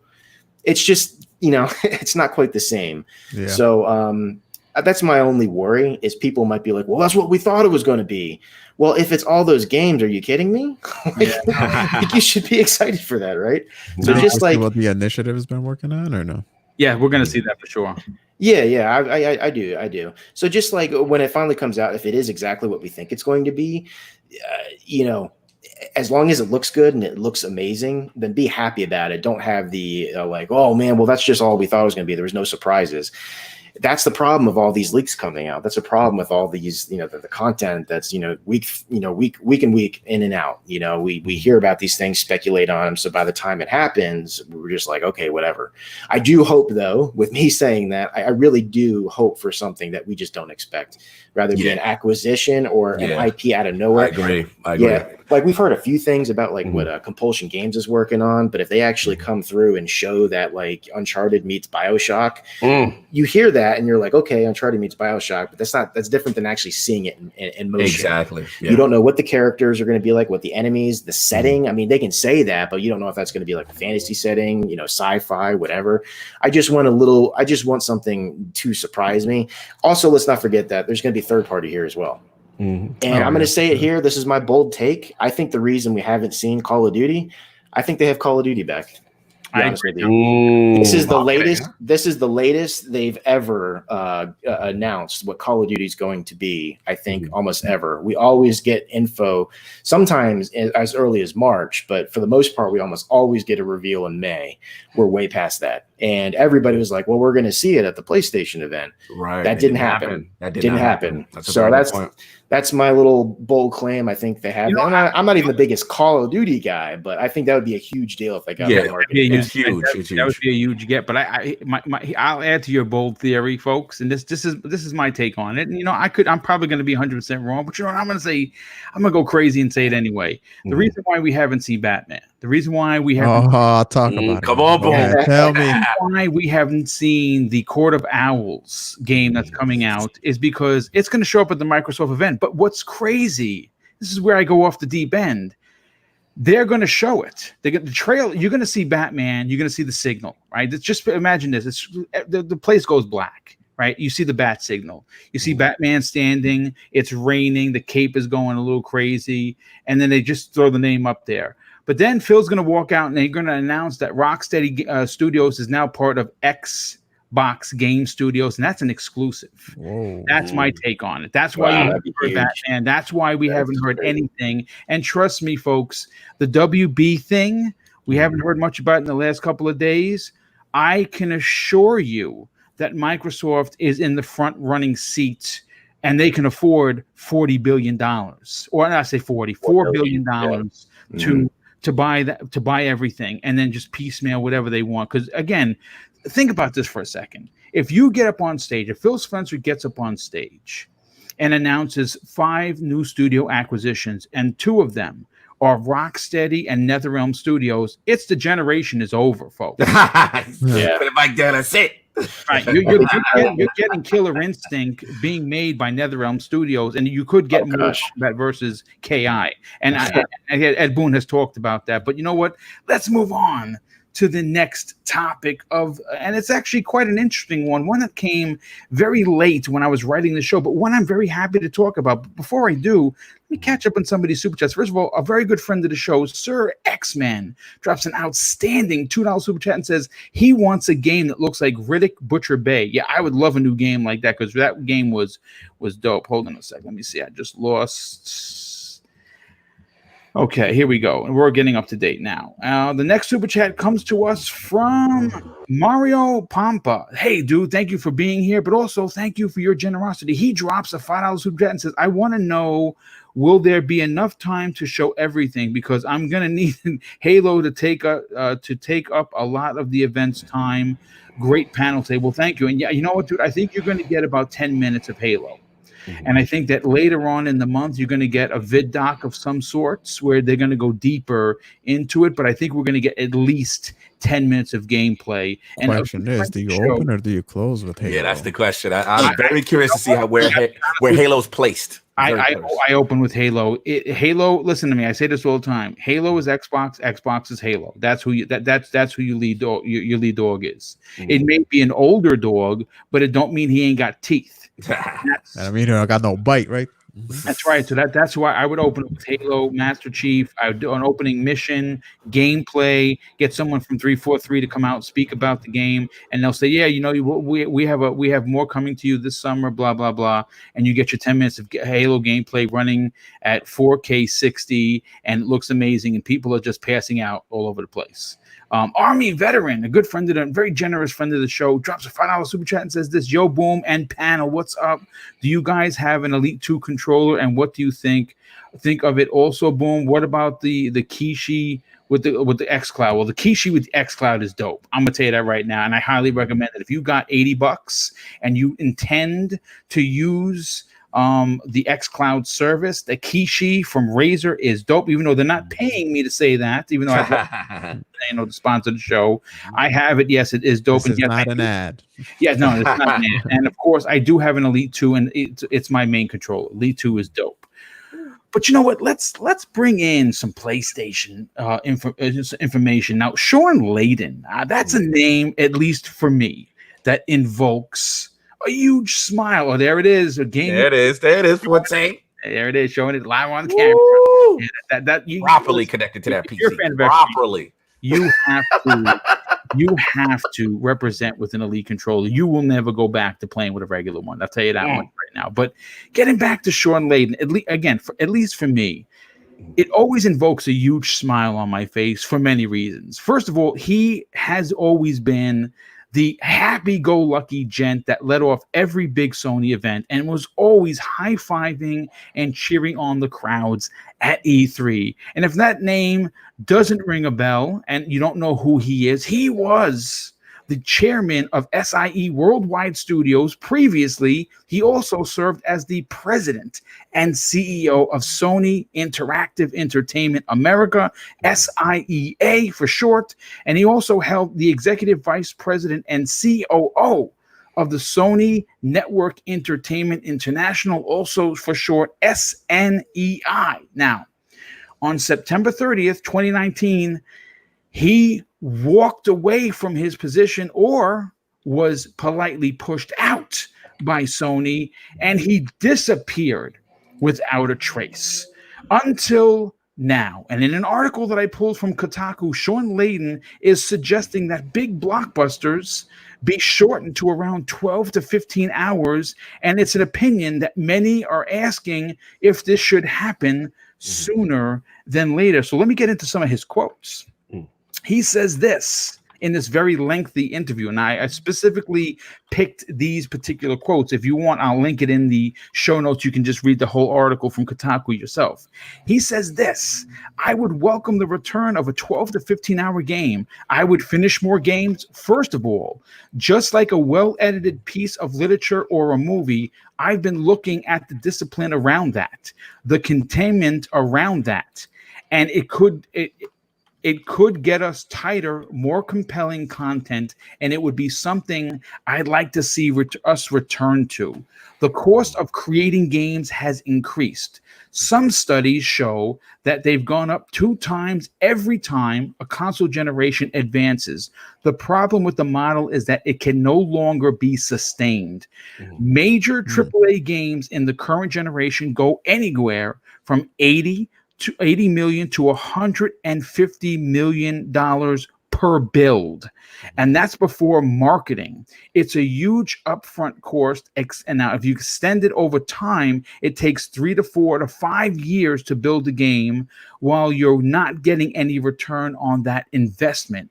You just continue to pay into it, and you're hoping and looking for the big payoff at the end. I don't think in the next generation you can take those numbers and multiply them by 2 and expect the industry to continue to grow. So Cognito, one of the biggest, I think, talking points within the community, and it doesn't matter whether you're a Sony guy or gal, Xbox, Nintendo, or all three.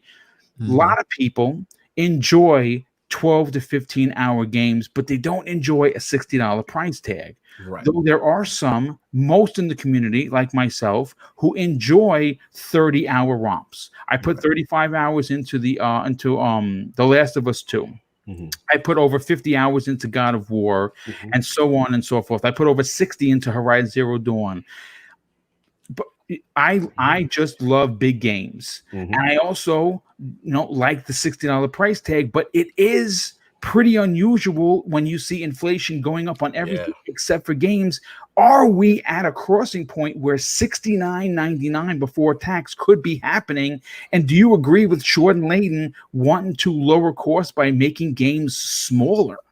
Man, this is a good discussion. First of all, salute to Shawn for actually coming outside and getting to see him again. His NDA is up. It's fine. His NDA is up.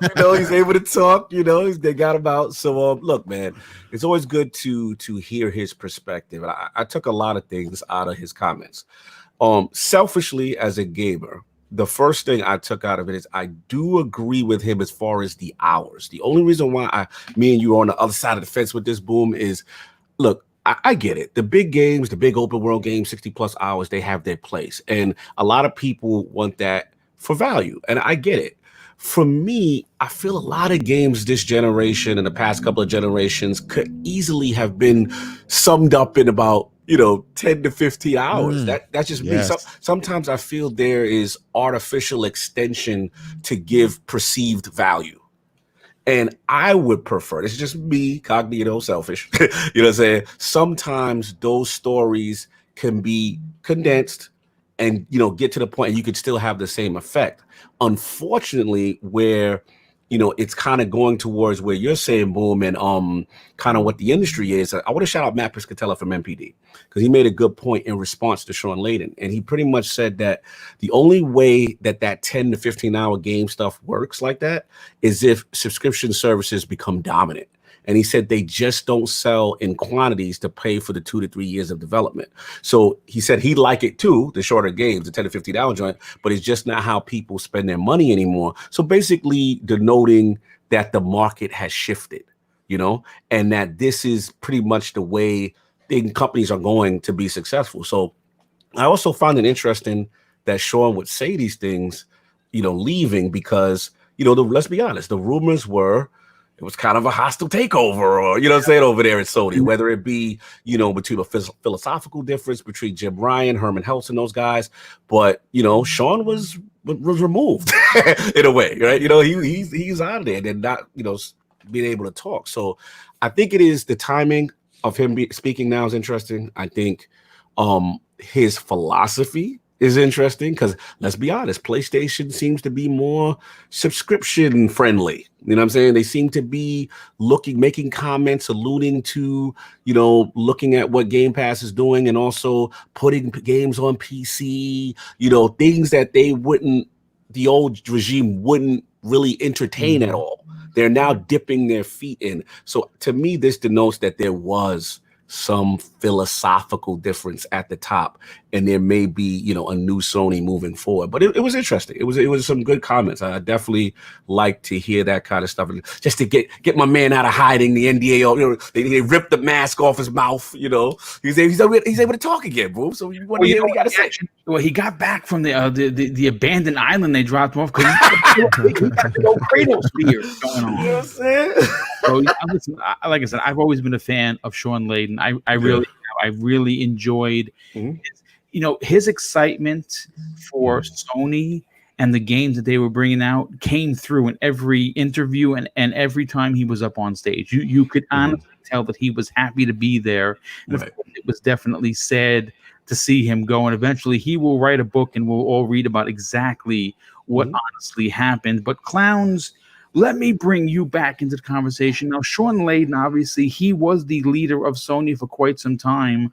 Are you in agreement? Are you the kind of guy that wants a 12 to 15 hour title with the ideology that costs are going to be cut down for games, potentially keeping them at $60? Or are you someone like me and Cog? We want the bigger games. And you know what? I'm going to be honest with you. If you gave me a choice of a $60 15-hour title, and you said, hey, listen, we have to raise the prices. Games are going up to $70, but we're going to give you an 80-hour experience, I would be okay with the increase of price simply because you're getting, 6-7 times the amount of game that 12 or 15-hour game isn't giving you for $60. What are your thoughts on this?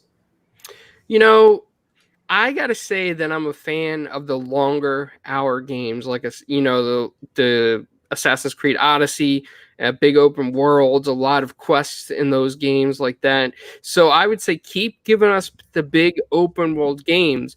As far as the prices going up, I think a lot of savvy shoppers will probably wait 3 months for the price to go back down. So it would go from like probably 70 to 40, I would imagine, some of these titles. And on top of that, I don't know if I believe the justification for the prices to go up on some of these productions, because the gaming industry has boomed in financial profits year after year, and their profits are only getting bigger. So I don't see the justification for necessarily upping the price of the game if they can include the proper microtransactions in these games. I think they can offset the cost a little bit. As far as the 12 to 16 hour games, I think those should be priced maybe about 40, to be honest with you. That's just my opinion. I'm a huge fan of big RPGs like Skyrim, Elder Scrolls, all that stuff. So give me the long hours. Give me that playtime in there. I mean, listen, I agree. And you know what? Obviously, some people will walk away from a 15-hour game, go back into it, they get their achievements. And at the end of the day, they've put 20, 30 hours into it and they'll feel satisfied. But I'm also in the camp that I agree with you, clowns, with the amount of profit that these games are making, especially when people are now buying digitally more so than even disc versions. The companies are making more profit on those digital sales as opposed to having to package the game, having to have it, a disc box made for it and shipped and all of that. So I agree. I agree with you. I think they are making money. I don't think they justify a cost increase, but again, I'll say this. I don't agree with Shawn. I think that, again, he's looking at it from a businessman's perspective, and I completely understand that. I'm looking at it from a gamer's perspective, and more so a consumer perspective. And I think that as gamers, with as many games as there are out available for us to purchase, you need to sell me on said game to spend my $60. And you telling me only being 12 to 15 hours for that, I might take my money somewhere else. No, I feel you, but I just want to counter one point. And I understand from a marketing standpoint, it makes sense. From, look, 60 hours, huge experience. I'm not saying for those games to go away. I just feel that if you look at the majority of games, and being honest, there are a lot of experiences when we do our reviews and we play these games, we're like, wow, certain parts feel artificially extended for the sake of playing the game. And that's where I get frustrated, because sometimes there's times where I'm like, man, this thing could have been over already. They just, they just forcing me to do X, Y, and Z, or forcing side quests. Too, just saying. Exactly. I'm literally hearing that about something that people are considering game of the year, right? And I consistently hear that. So my point is, I just wish that sometimes they don't fall victim to marketing, right? Because that's what it is. People want to know that they got value. And I feel you, Boom. You're not, what you're saying is not wrong. I definitely understand it. But there comes a point where there is something about short, sweet, concise, right? And if that is done well, to me, that holds just as much value. And I think both can coexist. That's basically what I'm trying to say. Not that the big games like you and Clowns are talking about should go away. I just feel that sometimes marketing may have that influence that, hey, company A did this, so we need to have 100 hours, in order to whatever. And I just want to make sure that doesn't seep into game development. I got to say, I agree with you a lot there, Lord Cognito, because I think that if it's going to be a long game, the story's got to be good. It can't be something that just was pasted together and is like, hey, go find this woman. Go get my cats. Go fetch this dog. I agree. It's got to have something that ties deep into the storyline. Find my missing leg. Yeah. And one other thing I want to allude to in the chat is that some people are talking about the price and things that I brought up, and I might be wrong or whatnot. But also keep in mind that a lot of these special editions, right, with the steelbook cases and the statues, you think it really costs these companies a lot to have those statues produced over in China? I don't think so. So they're making a lot of profit margins off these statues. So to up the cost, I mean, to help them in development wise, for people that want to buy digital and whatnot, they could go ahead and make more special editions with statues, and collectors out there that love statues will get them and support them in another financial way. Hey, can I say something? It's real quick. About the statue thing, my wife and I have a bunch of them, and there was one anime that we're trying to get all the characters for, and so I'm sitting there, and one by one I'm buying them, and they're like $80-100, and so I get to this one, and I'm like looking at it, it was like $13. I'm like, well, this is a knockoff. I know it is. This is crazy, but I couldn't find the real one. I buy the knockoff one, man. We get it in, and it is every bit as nice as the other ones, and we're like, what the heck? I'm like, how is this possible, dude? I'm like, that's insane. So I don't know, man. They can make him for cheaper, so I think he's absolutely right. They're probably making a killing on that stuff, to be honest with you. So you know what, Gaming Forte, let's bring you into the conversation regarding of course our very good friend Shawn Layden regarding the pricing. One of his other quotes, he says this: how can we look at this and say, is there another answer? Instead of spending 5 years to make an 80-hour game, what does 3 years and a 15-hour game look like? What are the costs for that particular game? I mean, he has a point. Obviously we wouldn't have to wait 5 years from, one sequel to the other.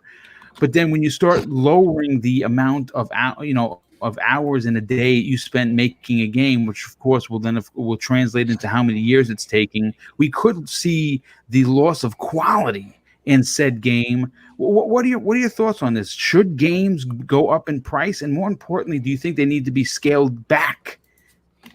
No, I don't. I mean, honestly, when it comes to the price of the games, we've enjoyed the luxury of them staying the same price for a long time. So I can see, I think that's why they mitigate it with these different you see more deluxe editions and like Ubisoft does a really good job of that. They'll give you a regular edition, an ultimate edition, an ultimate gold edition, and it's just and all they are is just little extra things that you just can't get in the other one that makes it enticing, and a lot of people jump on stuff like that. So I don't really think they need to increase the price, because I think they're already monetizing that stuff in a different way to make that money back. But man, I'm with Cog, man. This games being as long as they are is, I'm only tell you from my experience. I always tell people this, and it's no BS. The reason I don't play a bunch of other games is because I already commit long term to one. And if all these other games are like 20 and 30 hours each, it's like you want to jump into them, but then it's like you feel like you're taking away from the game that you truly enjoy the most, and you're going to play something else that you can't just go. It's like you can't just beat it in a weekend. It's like that whole thing's like, oh, let me just take this weekend, or like in my situation, I usually take 2 days off in a row. If I can power through a game over the course of 2 weeks and just play it nonstop over those 2 days, over a 2-week period, and get it out the way, that's something I would really get into a lot more other things. But it's like you feel like if you want to enjoy the game, especially have the conversations that everybody else are having, you kind of got to jump in and play. And like Last of Us is just like the latest symptom of that.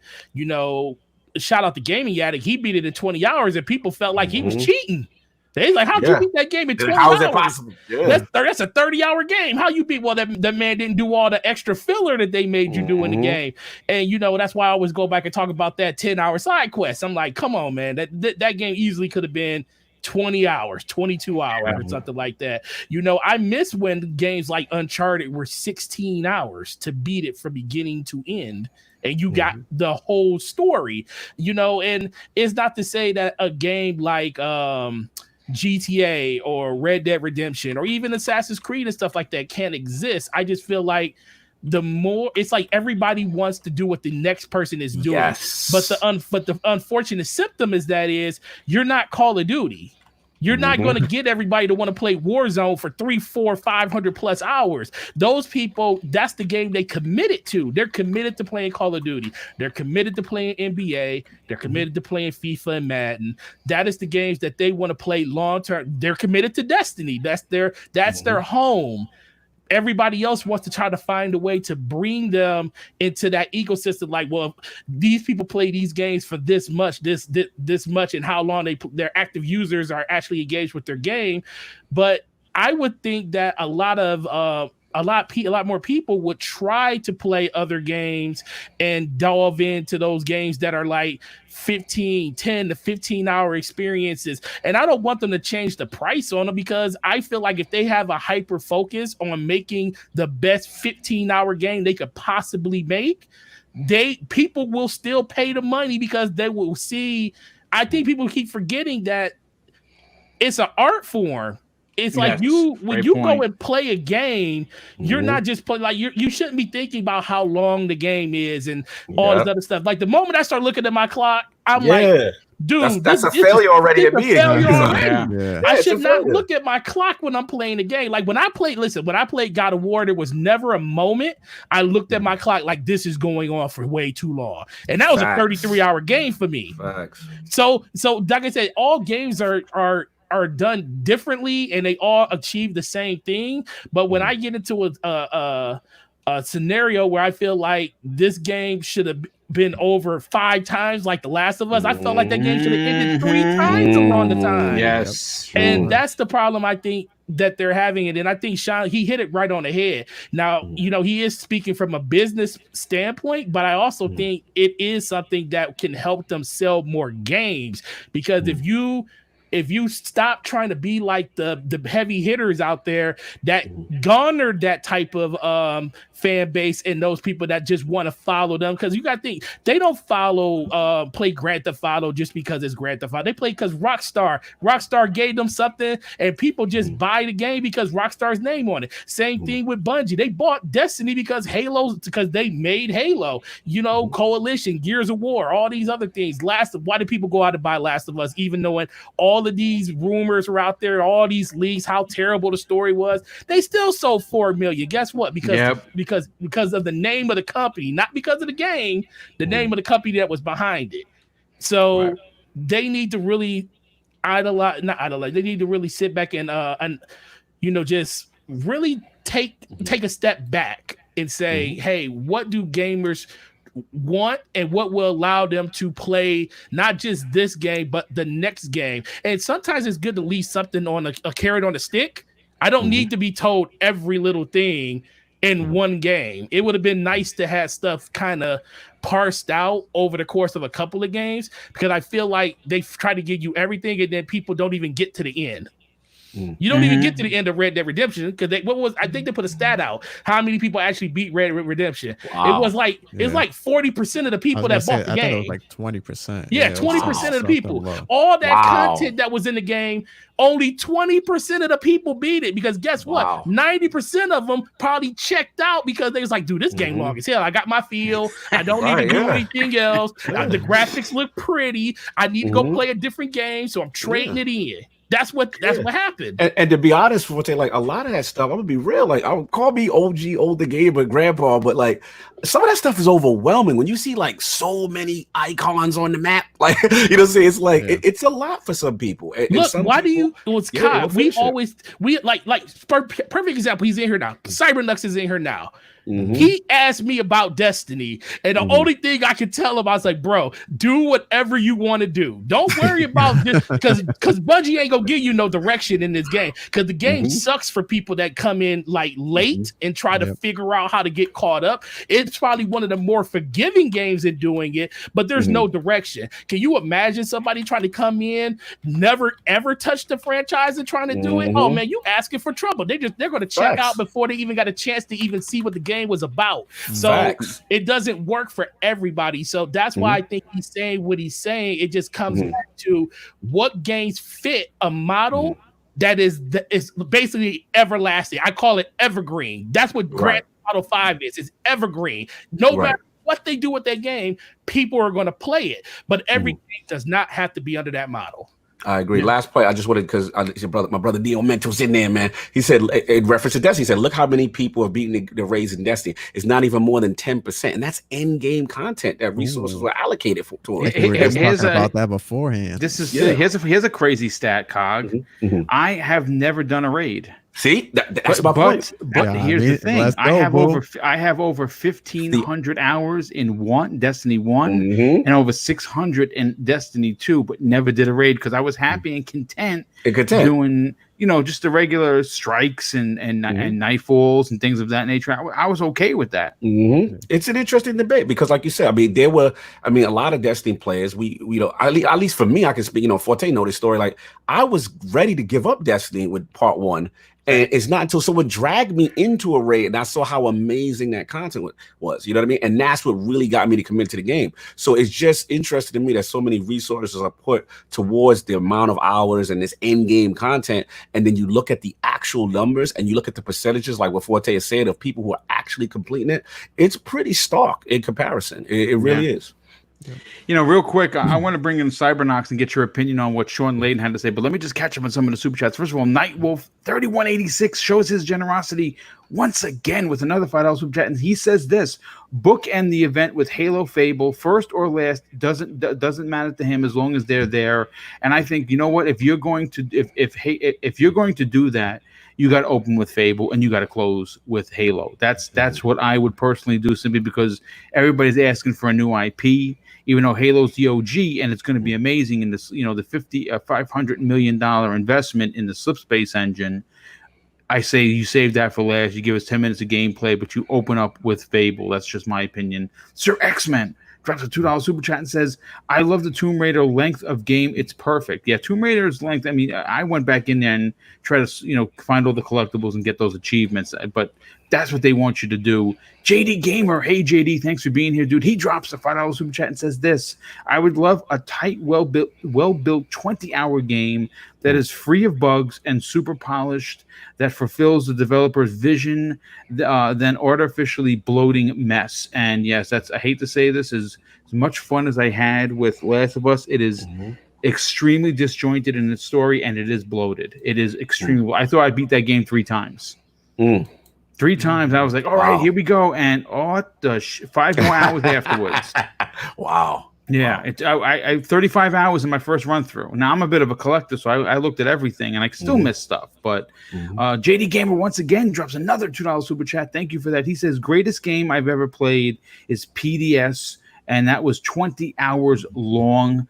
We also have Sir X-Men dropping another $5 super chat. Thank you, dude. He says people that are under... I just lost it. Hold on a sec. He says people that are under 25 don't remember games cost $80 or $90 back in the day. So with the cost of living, we are actually saving a lot. Facts. And that's the truth. And Neo Mento, my brother.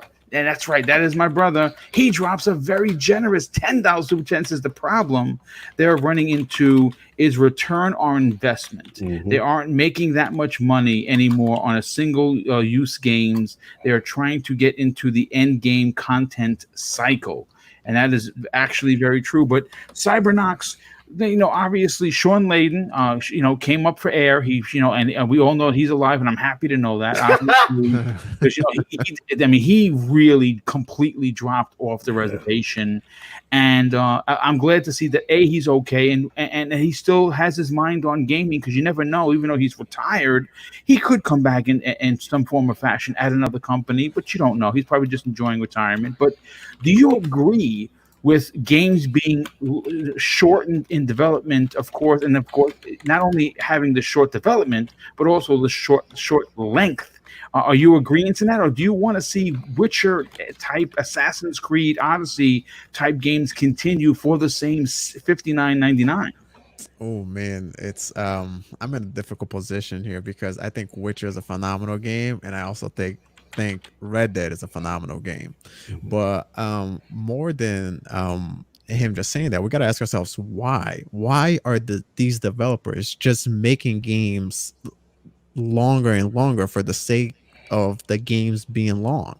Like you mentioned, Boom, The Last of Us 2, you could have finished that game maybe 5 to 10 hours prior. Assassin's Creed Odyssey, I haven't played it. I have it. I just haven't played it. I have 90 days in that game, by the way. Exactly. Like, there's so many questions. Is it just an active users thing so they can present to their board? You know what I mean? Some of these games, they're just adding continued, like, little things for you to do just so you keep invested in that world. They know that a lot of gamers, like I'm one of them, I have a little bit like gamers OCD. When I'm in a game, I see all these question marks. I'm like, damn it, I gotta go to every single one and check it out, because that's just me. That's me when I play a game. Sometimes I just gotta tell myself, just stick to the main story so you get it done. I think me and Forte and I had the same kind of train of thought.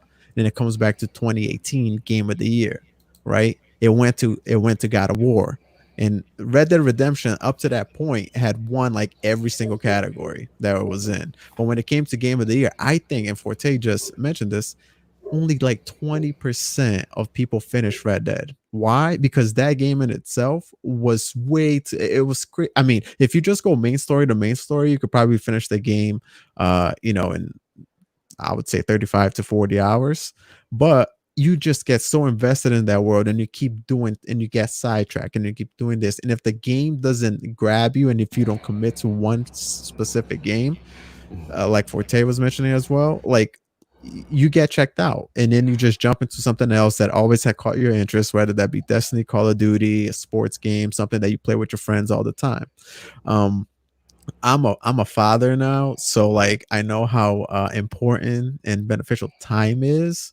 So these experiences that these complete experiences that we would have in, let's say 15 to 20 or 15 to 30 hours, at which we can complete maybe in a couple of, on a course of a long weekend, or maybe just on a weekend. That would be amazing to me, man. As long as the gameplay is there, the story is there, enough content for you to feel satisfied.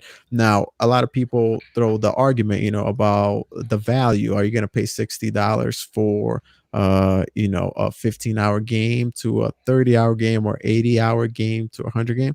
I think it's all in the eye of the beholder, right? So whatever game. So people were complaining about that on Resident Evil 3 this year, right? A lot of people were saying, "Oh man, it was a shorter experience than I thought," and that was a $60 game. So, and then a lot of people were like, "Yeah, it was a great experience, though. I still put in X amount of hours." So it's a tough situation. But my main thing was this: is I agree with Shawn Layden, but I think it depends on the game. If it makes sense for like the game of the like a game like The Witcher, that world is the pretty much The Witcher. Like it's not just the character, but that world makes up that the whole complete game. I don't see why we can't have both, but for a game to be an 80-hour game just for the sakes of being an 80-hour game, I think we need to cut through that. Yeah. Let me add one more thing to it before we close it out. And I don't know. I think everybody might be able to relate to this because it was a situation I had. I was in love with Horizon Zero Dawn when it first released. I got 26 hours into the game. It's close to like a 30, like 37, 35, 36 hour game. I was 26 hours in. Then Breath of the Wild came out. And I never went back.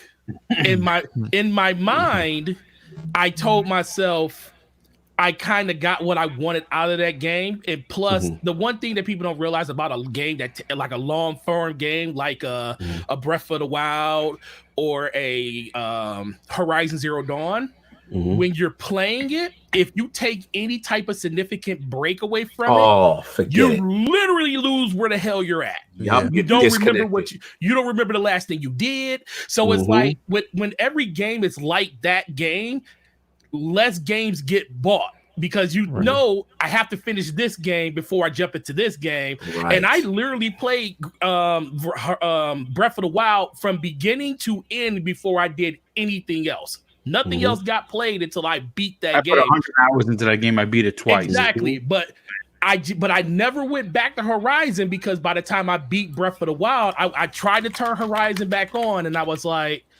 what do I have to do in this game? I don't remember where I'm at. I don't remember what the storyline is. And then I'm thinking to myself, well, maybe y'all start the game over. But then in my mind, I'm thinking like, I'm not starting this game over because of the investment that you made. I'm not starting over because of the investment. So that's another problem that I see because if the experience was a little bit shorter, I would have went back. I probably would have finished that game before Breath of the Wild came out because, like I said, every game is different. I felt like Breath of the Wild deserved to be as long because you could do as much in that game as you want, like The Witcher. But I didn't feel like the story of Horizon needed to be penciled in to be this 35-hour campaign that most of it is just filler in the middle, and that's why I never got to the end. I mean, it definitely makes a lot of sense. But you know what? I want to bring in the last person that can give his point, and then we're going to get everybody out of here. It's been a long 2-hour show, and I appreciate everyone hanging out. Gerald Mack drops an outstanding $2 Jet, says something super nice. He says, shout out to the Iron Lords, and of course, shout out to Mr. Boomstick. And shout out to you, Gerald Mack. Appreciate you being here. Super appreciate that. And Tempest Sun, listen, here's the thing. When you hear Shawn Layden talk, right? And I think about a game like Fable. Now, Fable is probably going to be one of those games that's going to be 60 plus hours, potentially. Again, this is just my personal opinion. And when he's talking about a smaller game, I start thinking Bug Snacks is what I start thinking. And that could be 15 hours. And you know what? I hear you. I hear you. But all jokes aside, I keep this for Bug Snacks. But the disrespect. It's because you're here. It's because your essence of king has just like alone. So now I have to, all jokes aside, you take a game like, for instance, Hellblade 2 that's coming out. Now, the game, we don't know if it's going to be 15 hours. We don't know if it's going to be 30 hours. We know it's going to be bigger than its previous game. And then we have confirmation that Miles Morales, the Spider-Man game that's supposedly going to launch with the PlayStation 5, and that's a fantastic launch title, it's only going to be 10 or 15 hours, and that's probably going to be a $60 game. Now now you have to start wondering, is that 10 or 15 hour experience in Miles Morales worth $60? Well, for me, it's going to be worth it because I love Miles Morales and I love Spider-Man, so I'm all in. But then you take a game like Fable or Hellblade, potentially being 2, 3, potentially even 4 times the amount for the same price. Do you agree with Shawn Layden, though, that maybe prices have to either go up or game development has to go down? Not quite. I think what needs to happen is I think the tools for these developers need to get better, and I think they are getting better. That photogrammetry type thing that they're starting to do, where they can just literally take like a picture of like a landscape and just practically put it in the game. There's a few games doing that now. They need more things like that. They need more. They need more tools to. Instead of just brute forcing these developers to just go in there with a fine-tooth comb and just literally craft every single texture like pixel by pixel. Instead of doing that, I think they just need better tools. And I really don't think pigeonholing all games into doing one thing is right. I agree with everybody on the panel. It depends on which game it is. Also, I kind of feel like the games that always get called out for being too long in the tooth or just they last too long are the games that are very linear sometimes in design. Like I hear a lot of people saying The Last of Us 2 just kind of dragged and lasted way too long. That's a very intense, emotional, like just, rub your face in the dirt kind of game. And when you do it for like 30 something hours, you're like, oh God, come on.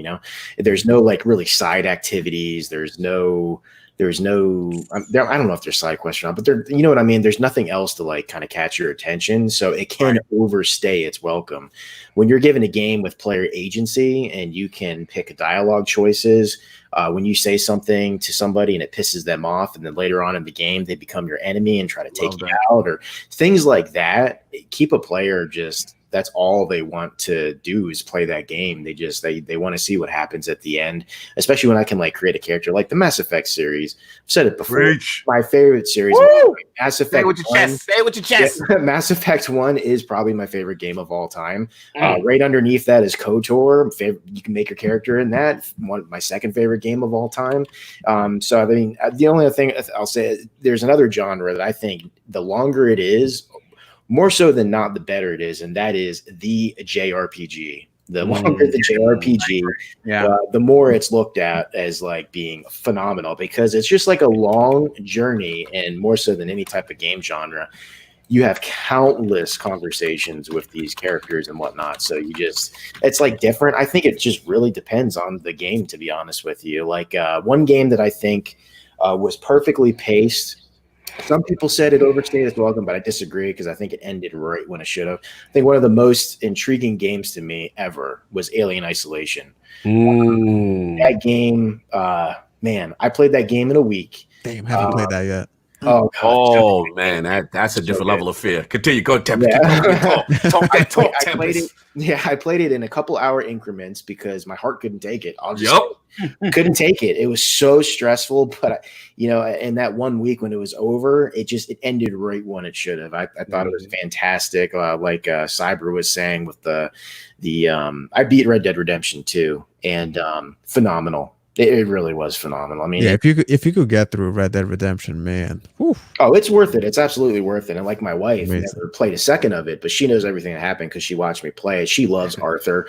The story of Arthur is it's like amazing and heartbreaking all at the same time, but it's just like a great story. But I'm not going to lie to you. It did last too long. And I don't, how you balance the money you put into these games and if they're going to have a return or not. Why do you think so many of these companies shove microtransactions in their games or shoehorn a multiplayer mode when it might not need it, So I don't know what the fix is. I think the biggest fix of all is probably the first thing I said. Just give these developers better tools.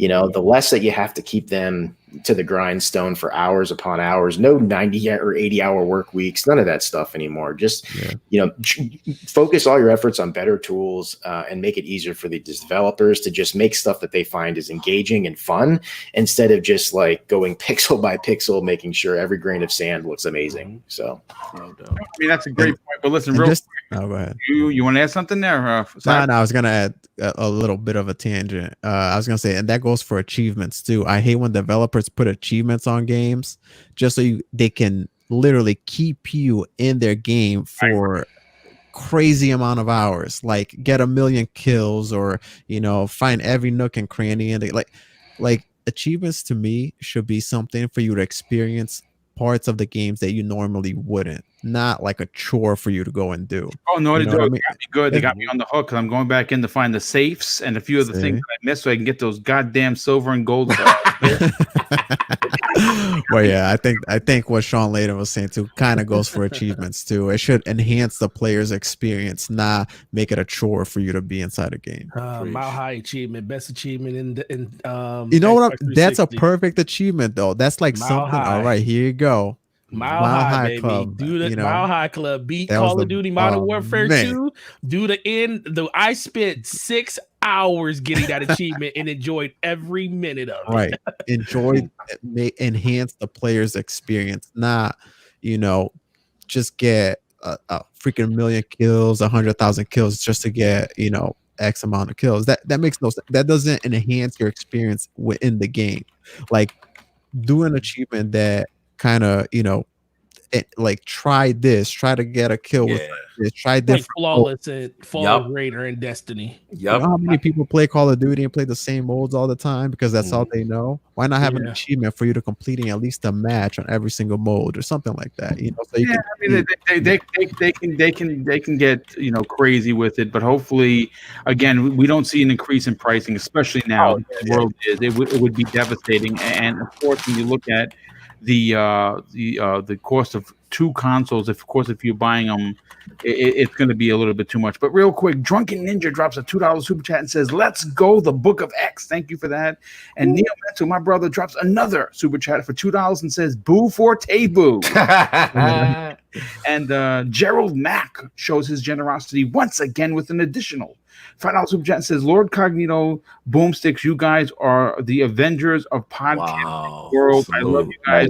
You guys assemble." Well, listen, dude, we love you too, and thank you for the ultimate compliment. Salute, Gerald. That's a real nice thing to say. And you know what? Trust me, as great as the $5 super chat is, it's the words attached to it that are even more so to content creators like everyone that's on this panel, because again, for the most part, I get a lot of really encouraging messages from people, but every now and again, you get a couple of a-holes in there that really kind of bring you down. But it's messages like that that bring you back up. So thank you. But let's get into the outros as we cross into the 2-hour and 10-minute mark for this epic show. And again, we had 3 other topics we just didn't get to because, quite frankly, the conversation was so rad that it was tough to, detract from what we were saying to get to those. And I'll bring those back around either on tomorrow's special edition episode of the Xbox Factor podcast. That's right, folks. You're getting 2 this week, 1 on Tuesday and 1 on Thursday. And of course, Breakfast with Boom on Friday to start off your holiday weekend. And the King David, will be making his return, as well as another or maybe 2 or 3 all-star panel members that will be available for that show. But we'll start with Lord Cognito. Obviously, you just had the Iron Lords podcast that went almost 4 hours. And King, if you guys want to hear King at his absolute finest, at his absolute most disrespectful Sunday show, you had a great show, but you also have a lot going on. The Lords of Gaming.net blowing up to be the next IGN, in my opinion. And I think everyone should subscribe to that. Do me a favor, dude. Tell everyone they can check out everything Iron Lords, but more importantly, follow you on social media. Well, first off, brother, Boom, thank you for bringing me back to prime time. It's always a pleasure when I can actually make it. And, man, it felt good, man. The Ninja was back on prime time. Got to talk gaming with my bros, you know what I'm saying, for a taste, Cybernox, Destiny talk. Tempest, man, I love that Mass Effect talk, man. You got me. You had me with that one. Mass Effect HD coming. The trilogy. You already know. Bye, everybody. In fact, Clouds is the bro, so you already know Clouds. So it was good to definitely be back, man. You already know, man. At Lord Cognito on Twitter, every Sunday is the Lord's Day. Iron Lord podcast, 1 p.m. Eastern. Catch the King talking crazy because of clips from him that the realm requested that I cut specific clips that made them laugh the hardest. So I got my bro up at him. And yeah, please support him. He's big in the statue community now. He's starting to grow. I mean, he has tremendous statues, man. If you want to know, even if you're not into statues, if you want to know the history of characters in the Marvel his knowledge is second to nobody. He schools me all the time, like he, whether it be in the Marvel universe and DC and stuff like that. So support that. If you like Destiny, like Forte and myself, please support me and my brother Ebontis on The Last Word. I mean, so much going on in Destiny. It's a good time. So if you're into that, please check that out. And of course, all the rise Dizzy's in the chat. Lords of Gaming.net, man. I appreciate the shout, boom. Really proud of what we're doing. Small group of guys, but passionate writers. We try to definitely give you guys unique perspective and not just regurgitate news, and it's cool to get some respect from your peers. So thank you for that. Always a pleasure, boom. The Avengers had to form up. We had to do this. It's been a minute. Definitely, it was great to have you back on the show. Where the horns at? Where the horns? Where the horns at? Simon though. I definitely got to jump back on to Facts Iron Lords podcast. Yeah, I'm having you back on Sundays for sure, and making his grand return, someone that the community missed and was very happy to know that he would be back tonight and back permanently. Clowns, obviously, dude, you took some time away from gaming and of course podcasting to take care of what's most important in life, and that is family. But you were back and you're going to be better than ever. Do me a favor, dude. Tell everyone where they can check out you on social media, but more importantly, tell people what you're doing with Four Guys with Quarters. Thanks, Boom. And as you guys know, you guys are my gaming family as well on the show. So I appreciate coming back, and I love this show. And every Monday, you can catch us at Four Guys with Quarters, usually about 5 p.m. Eastern. It's me, Assassin, and Taylor right now. And then I started streaming a lot more. Nice. So I streamed on Facebook Gaming today and got 200 views already.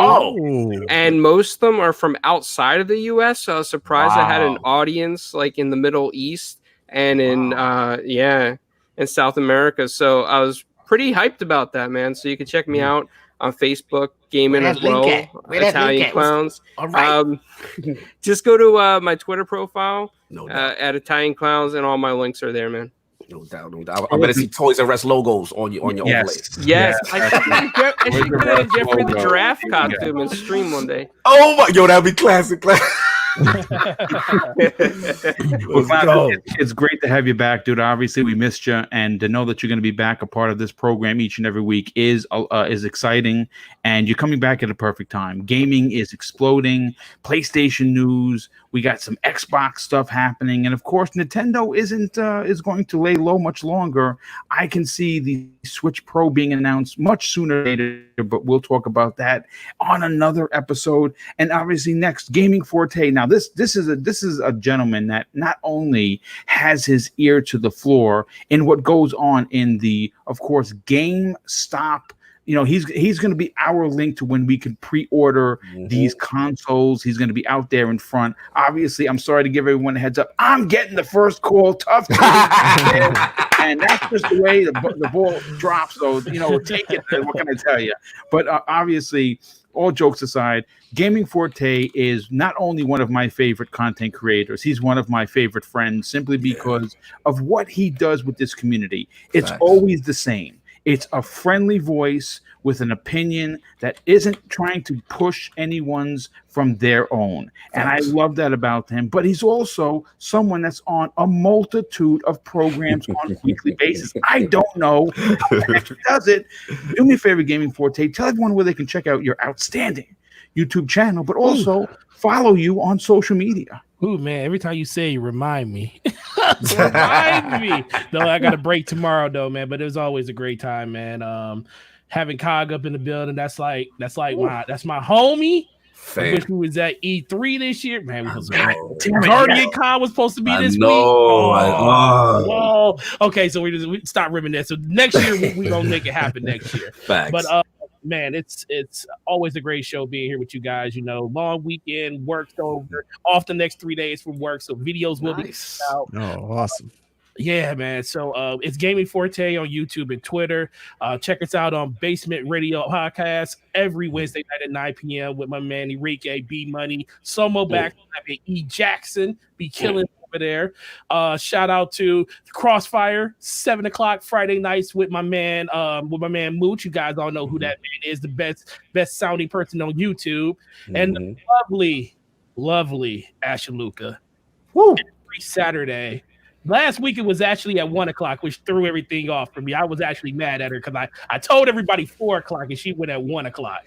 But yeah, normally 4 o'clock every Saturday. Check her out. Shout out to that whole crew over there. Shout out to Hustle and Motivate that just joined the crew over there. He really brings another element to that team. So support that man. He does streaming and everything, and he's part of the Scumcast family, man. So shout out to that man and everybody else that does that show too. So make sure you give those guys a follow too. And like I said, be on the lookout for new content. Nice. Oh, yeah. Well, thanks so much for being here, dude. Obviously, we'll definitely be looking forward to seeing what you bring to the table next couple of days. Cybernox, obviously, dude. You got a little one, but you're still finding a way to not only be on this show, but also bring some new and interesting content as well as stream on your favorite platform. Do me a favor, dude. Tell everyone where they can follow you on social media, but more importantly, check out the work you're doing as a content creator. Yeah, I appreciate that, Boom. I always love coming here on Monday evenings and just, talking game with the fellas, and with the chat also. You guys are awesome.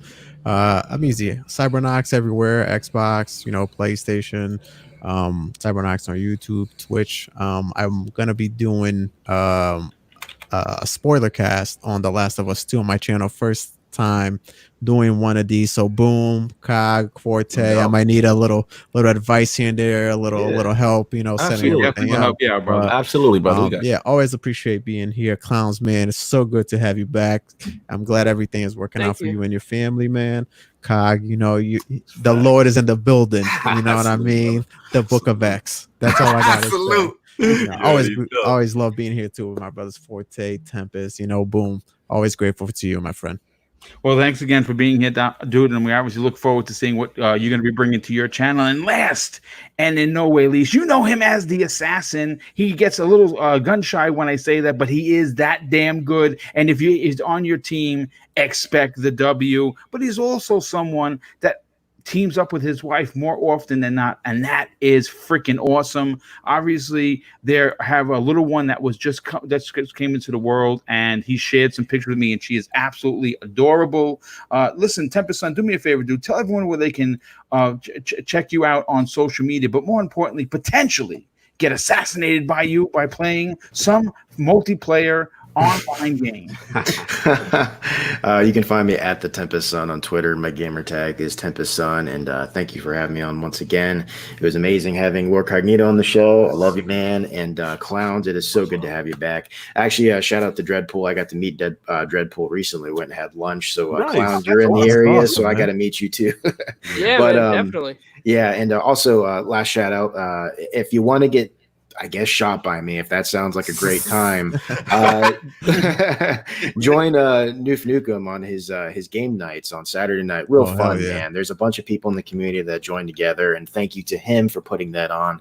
I got there late, of course, because I had family over, but next time I'll try to be there on there the whole time. It was actually a ton of fun. So just once again, everybody, thanks for being here and having a good time with us. I love it. Well, thanks again for being here. And obviously, everyone, listen, this has been a great evening. I want to shout out, of course, the moderators who've kept tonight's nearly 400 people, obviously kept the streets clean. It was a fun place to hang out. There were no trolls, at least from what I see. And that's due to the tireless work that the moderators do.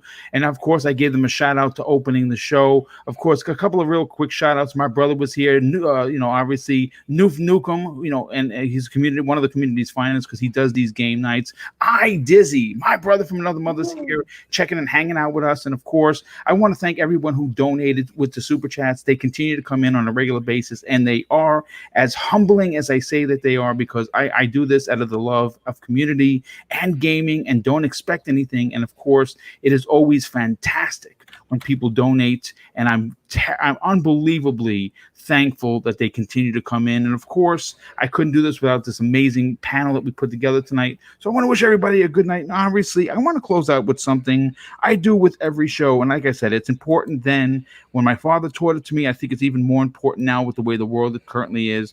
And he used to tell me, son, treat others how you want to, how you treat others, how you want to be treated, of course. And it doesn't cost anything to be nice. You live by those rules, and I can guarantee you are going to have an awesome day. Take care, everyone. Be safe, be smart, and we'll see you next week on the newest episode of Primetime Gaming with Mr. Boomstick and Friends.